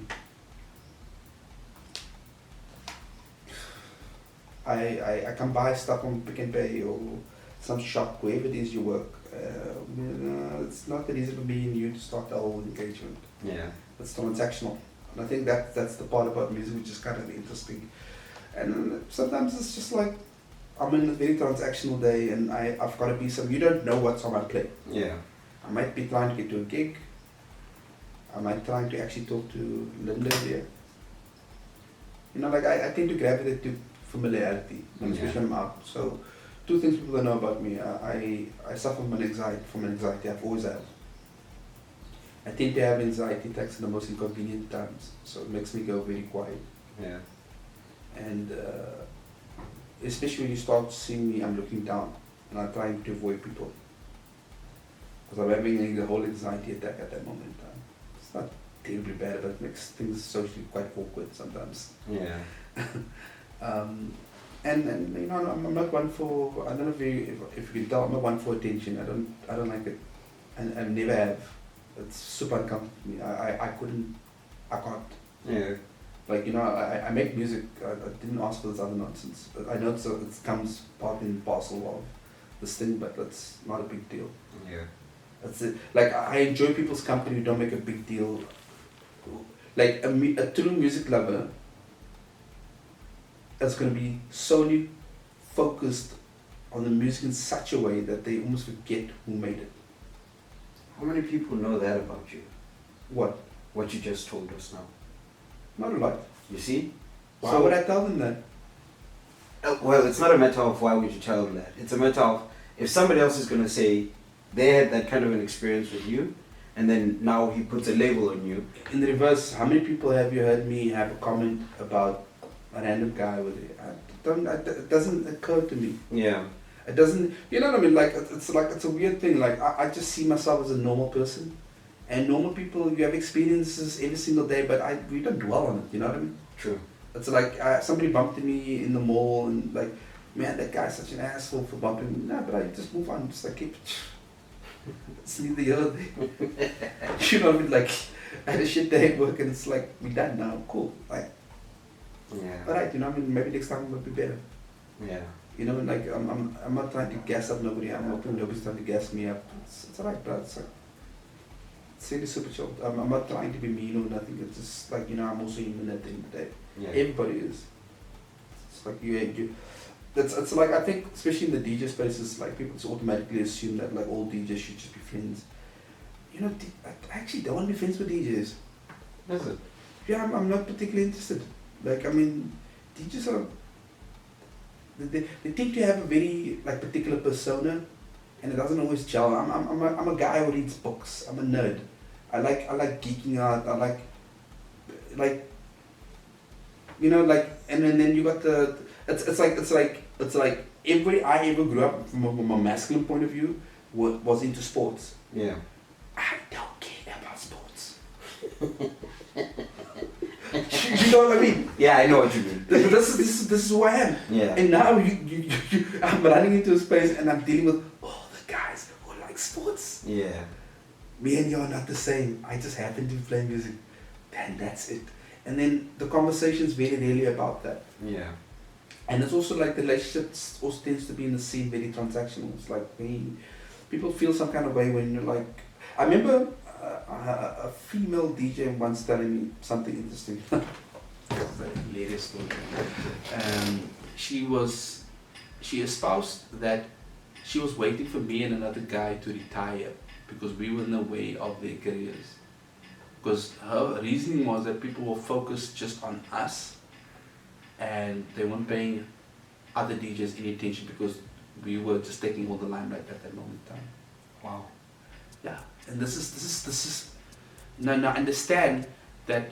I don't think that her thinking was in isolation. I think there's a lot of people who somehow have some version of that thing. So when I say I think the relationships tend to be very transactional, I find that like a lot of people are going to want to talk to you because fundamentally you might be able to do something for them. Yeah. And it's very like, because you see 99.9%, I usually tell people I have a whole thing, I'll cut the conversation to say like, listen, if you want to talk, we can talk on Monday, drop your message or inbox me and we can arrange something. And I'm usually pretty keen to meet people offline outside the public space, but that usually doesn't get past that. Almost 99.9%. Nobody is willing to take the time out to get to know who they're dealing with most of the time. Yeah. You see, so if you're not willing to take the time, don't expect, you know, I'm in a loud space. Lots of people, it's overwhelming. I'm a guy who suffers anxiety. My hearing, my left ear, for example, is going as I'm getting older. So it's difficult to sometimes hear what people say, so I tend to be like, I don't want to strain myself while I'm in this space to try and make out what you just said to me when it's very loud. Yeah. I want to keep quiet, enjoy the music, and just stand as far away as possible I can from the speakers and not damage my ears any further and just take it easy. Yeah. And now somebody's coming in with like 3,000% passion, expecting to have this like massive like engagement that's going to be life changing maybe for them somehow, some way. And I'm like, I get you. get you. For today, I think we found out who you are. A little bit. A little bit. I want to come back and I want to talk music business. Maybe you can give us more tips on how a record label is controlled and managed. I will say this. Here's one tip you can take home. Guaranteed. If you don't start a enterprise with the intention to make money, you probably will never make money. Yeah. And the reason why I say that is because you've never done the costing of what it costs to run that thing. If the minimum you can do is map out the journey and see what that costs on paper. If you've done that, you've improved your chances of having a commercial entity somewhere, some way by at least 70%. I don't think I want to ask any more questions for now because I think that will be useful in the business conversations that I'd really like to have with you in the future. And thank you very much for giving us your time today and explaining as much as you have. It certainly was an interesting one. Thank you very much. I hope not too many people get too upset by what I have to say. It's always controversy whenever I have these big things. Please get back online, give us tips of the day, review stuff. One thing I will say for sure, another prediction, social media is done. You think? Yeah, but not the way, I think that the social media is peaked. It's not going to get much better. I think it's there for very specific reasons. It's got a, okay, so just here's something super important. It's an observation. So, everything on social media, if it doesn't support a bigger institutional driver, when I say institutional, for example, there's me, and I am not talking about the new iPhone. This thing is not going to go anywhere. Remember the thing I just said now about the if you don't plan to have a commercial out on the other end, yeah, that's not going to work. So let's just take Facebook, for example. Facebook is kind of like a much older generation. I think that still lives there, does their thing, and they have a very particular way of interacting. Instagram is sort of like the in-between age, which is crazy to think about. Yeah. Middle-aged type vibe. Wow. Like I'm older now, 45. I would say Instagram is like your late 20s, 30s. Yeah. Younger, 16 to 25 might be like your TikTok generation type thing, right? So I think, for example, if I look at the way Facebook is not a great place to build a brand. I've held this position for a while. There's too many, it's too difficult, too many paid walls you need to get through to reach an audience and to access an audience you've already built. Yeah. Instagram is pretty much the same place. 10 to 1, the streams, all our feeds are dominated by young women doing a variety of things. Yeah. There's very, very little music things coming through on these platforms, like near zero. Yeah. Only music stuff I've seen is when it involves some exhibitionist type thing, as in like I'm a dancer and I'm dancing to a music. So it's dominated by young women doing a variety of things online. That's what our feeds look like for the most part. Music stuff very rarely get there, and now people are always going to argue with me and say, what about Star X? Yeah. I'm like, their brand exists outside things. So if you don't come onto the platform with a huge fan base anyways, yeah, it's not a good place to start a fan base. It's not great. And also, if you are building something online, it needs to be in lieu of, like a simplistic way to position it, I would say, is that like everything on social media that tracks, that builds over time, essentially is a form of marketing. yeah. And when I say marketing, it's always in lieu of, hi, I'm reviewing the new iPhone 14 Pro, it's got this camera, that's pretty much it. Most channels that we watch is nothing more than actually soft advertising as far as I'm concerned. Yeah. Think about it. Yeah. Whether they're reviewing gear, whether they're talking about places that being cameras, you name it. It's basically, we are essentially selling our time to advertising. Becomes so normalized, it's now considered content. Yeah. Can say that again. You see what I'm saying? So that's interesting. So for you as an artist, you got to keep that in mind, like when you're on there and like kind of go like, okay, so where do I fit in here? Understanding what you're saying. I think the best thing for young artists is to physically go out there, go meet a lot of people, build stuff, convince them to come out to do things, and that will last you a hell of a lot longer than your social media account. Yeah. I know enough people who have tons of who's the most popular social media person in Cape Town now for you? I don't know. Okay, anyway, but the point is could they get fill a place with 1,000 people? Good question. You know, I don't know what the answer to that is. I don't suspect they could. I think they could get maybe 100, 150, 20 people, depending what it is. Mm. But mind you, also charge them to come to the place. Yes. You know what I'm saying? So unless the space is it's a Rocking the Daisies and I'm showing I'm the MC there, that's different. But I'm talking about, could they functionally go rent a venue, spend money, kit it out and say, meet and greet me here and I've got a couple of supporting acts. If that's a yes, then we should be working with it. Yeah. You understand what I mean? It's yeah. because I don't think music stuff just doesn't attract. Nobody cares about, nobody wants to hear about young men and women going on about songs, speak about songs passionately, properly, as far as I'm concerned, in a way that is gushing over music. Yeah. But I can gush over the music as long as I'm doing a silly dance maybe, or doing a little show or a little reveal or show my new outfit. I mean, the amount of videos I've seen of girls doing the whole sort of dancing in their pajamas, whatever it is, looking kind of a bit scruffy, and then pew, black out, boom, in my outfit. That's content? Yes, it is. It's a short piece of content. But Yeah, I mean, I can't literally sit there and be like, so I've got this record, guy called Billy Jabber. With my glasses, I can't see this clearly. So this record, let's see, it should have a date on here. It was made in France. Okay, it doesn't have a timestamp on here. But it's got 2 tracks on there, it's called Jungle and Muse Life. The one record was on a couple of compilations that had seen a medium amount of success on blah blah blah. Ain't nobody wants time for that nonsense, bro.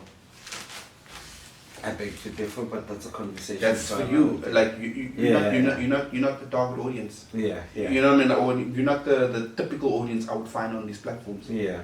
Nobody's sitting here flicking through shorts all day. It's not habit. I've got stuff to do. Yeah. You know, and maybe young people do, but I don't. And nobody.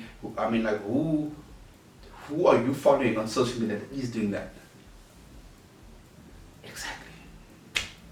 I could have a chat with you for 24 hours, even 2 weeks, 3 months, and I've learned different things every hour. No, but I mean, I like the fact that you're pushing back. I mean, it's good to have because sometimes, when you have these ideas and thoughts in isolation, it's they sound great in your head till someone else challenges it, and that's good. So now I'm going to sit back and I'm going to walk out here and I'm going to think about this piano thing for a little bit and go I still think it's going to die. I'm convinced of that. That much is sure. Gom's downward trajectory was super sharp, really sharp. I mean, it was here huge, and suddenly True. It's not gone, but it's not. It's no longer exists across South Africa as it did. Yeah, it's not that prevalent. It's not isolated to Durban as is. Or maybe 1 or 2 venues here and there. A guy will still. I mean, nobody's trying to make a Gom thing. I know Amapiano is a thing because I heard a couple of artists who aren't. That's not normally their bag. Yeah. Trying to make Amapiano. That was interesting for me. I was like, damn.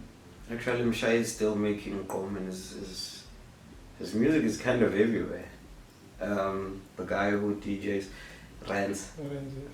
I don't know him. Yeah, he's also been in the Gom industry for a very long while, and he's kind of pushing in that area. But I'm noticing him because he's from Cape Town. You know what would work maybe for Yeah. Amapiano? If Amapiano has a couple of big cosigns, and we're not just cosigns, big hits. As in, so if they had a Drake, Amapiano Drake, but I don't see how that's gonna work. Don't they have one? There is a Drake. Who did you work with? He worked with somebody. I know Coffee was on that album. Yeah, I listened to that album. There was no I'm a Piano tracks on there, bro. Yeah, I just don't want to lie, but I know our top gun, the guy who's most. When you get a chance, just listen to Comes It Smart. I know the guy. Musically, he's on another level as I'm a piano producer. Like he's got Just judge from that type of sound. So no, listen. I when people watch, I had the experience of watching Major League and Ricky Rick perform at what's the place of the Rands? Other one. Ace. Oh, it was Rands actually. It's Rands, that place that looks like a massive square in the middle, like empty square, and then we have a stage set up over there. Yeah. Okay. Yeah. So I watched Major League perform there, and that was a dope experience. I mean, like, wow, I can understand why this music's so popular. Yeah. But I think the house music guys can learn something from Amapiano. The house music guys gave up what Amapiano took. Amapiano has tons of melody, it's catchy, hooks for days. Yeah. Deep house, starting to like what? But you should listen to some of the stuff coming out of Candid Beans. I get the promos, bro. Yeah. I get the stuff. It's not the same. You can't compare Amapiano with that. I don't know, but I can play a 2-hour set of very great sound from those guys. For you are a house guy. I'm saying to you, like you know what this interesting me is that like the Amapiano from a sonic point of view transcends house in so many ways right now, especially the local stuff. Yeah. Like it's just easy to get into. It's like, you know, when I got into house music, it was just so easy. I didn't have to be a house head or a house DJ. You know, one of the hardest tricks as a DJ you need to learn is to not be a DJ. You gotta be anything other than the DJ. Like, just be a normal person. Like, stop being the DJ and thinking, oh wow, that's such a great gig. Who cares? Yeah. What like, I'm a technical point. I wear like 3 hats. The one is like me as a listener. Would I play the song? Am I looking forward to hearing the song? And then it's me as an engineer. Is the song well produced? I can mention a couple of names whose music I don't play anymore because it's just like lets me down sonically. Yeah. Especially when I mix it up with somebody who's got more chops in the production space. I don't want my songs to suddenly sound nice and full and then suddenly sound thinner on the next track. No matter how good the song, I don't care. I don't owe any producer nothing, no matter where they're from.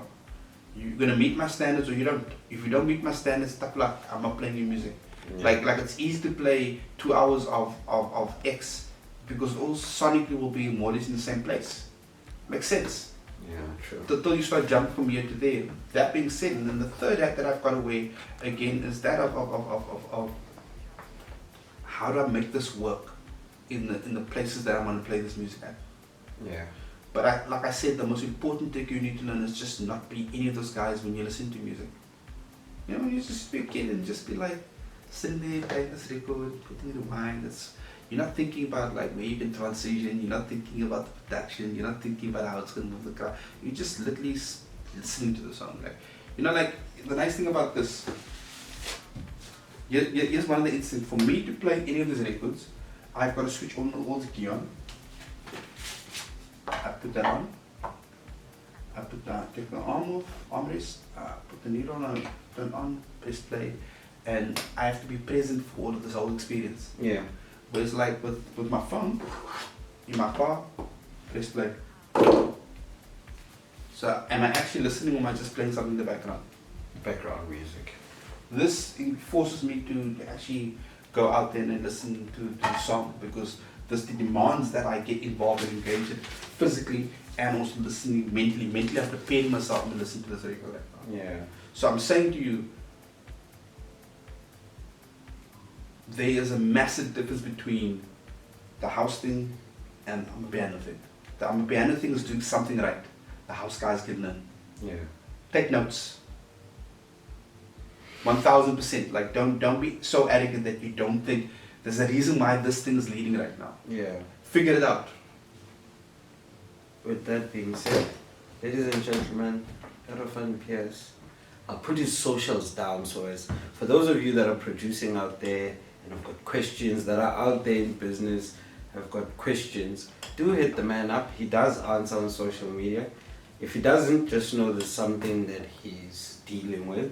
I will normally reply back and I'll, even if it's to say, hey, I can't help you right now or whatever it is, but I will definitely reply back. Yeah, so he's not rude. It's just that he won't have time then, but he will make time if he can. Just take note. Yes, I can say that, man. Yeah, he's not as bad as they say he is. No, I'm not as bad as anybody says. I think one or two people to say. I like blowing it up because I want to lower people's expectations. Like, I mean, if it's just easy being the bad guy sometimes. Like, if I'm the bad guy, nobody bothers, and I have a good time and I'm out. It's easier. You know, like, he's a douchebag, great stuff. Okay, cool, I'm going to talk to the douchebag. Douchebag gets left alone, he gets to, like, enjoy the evening out, same as everyone else. Where do we get... Okay, I'll put the socials down.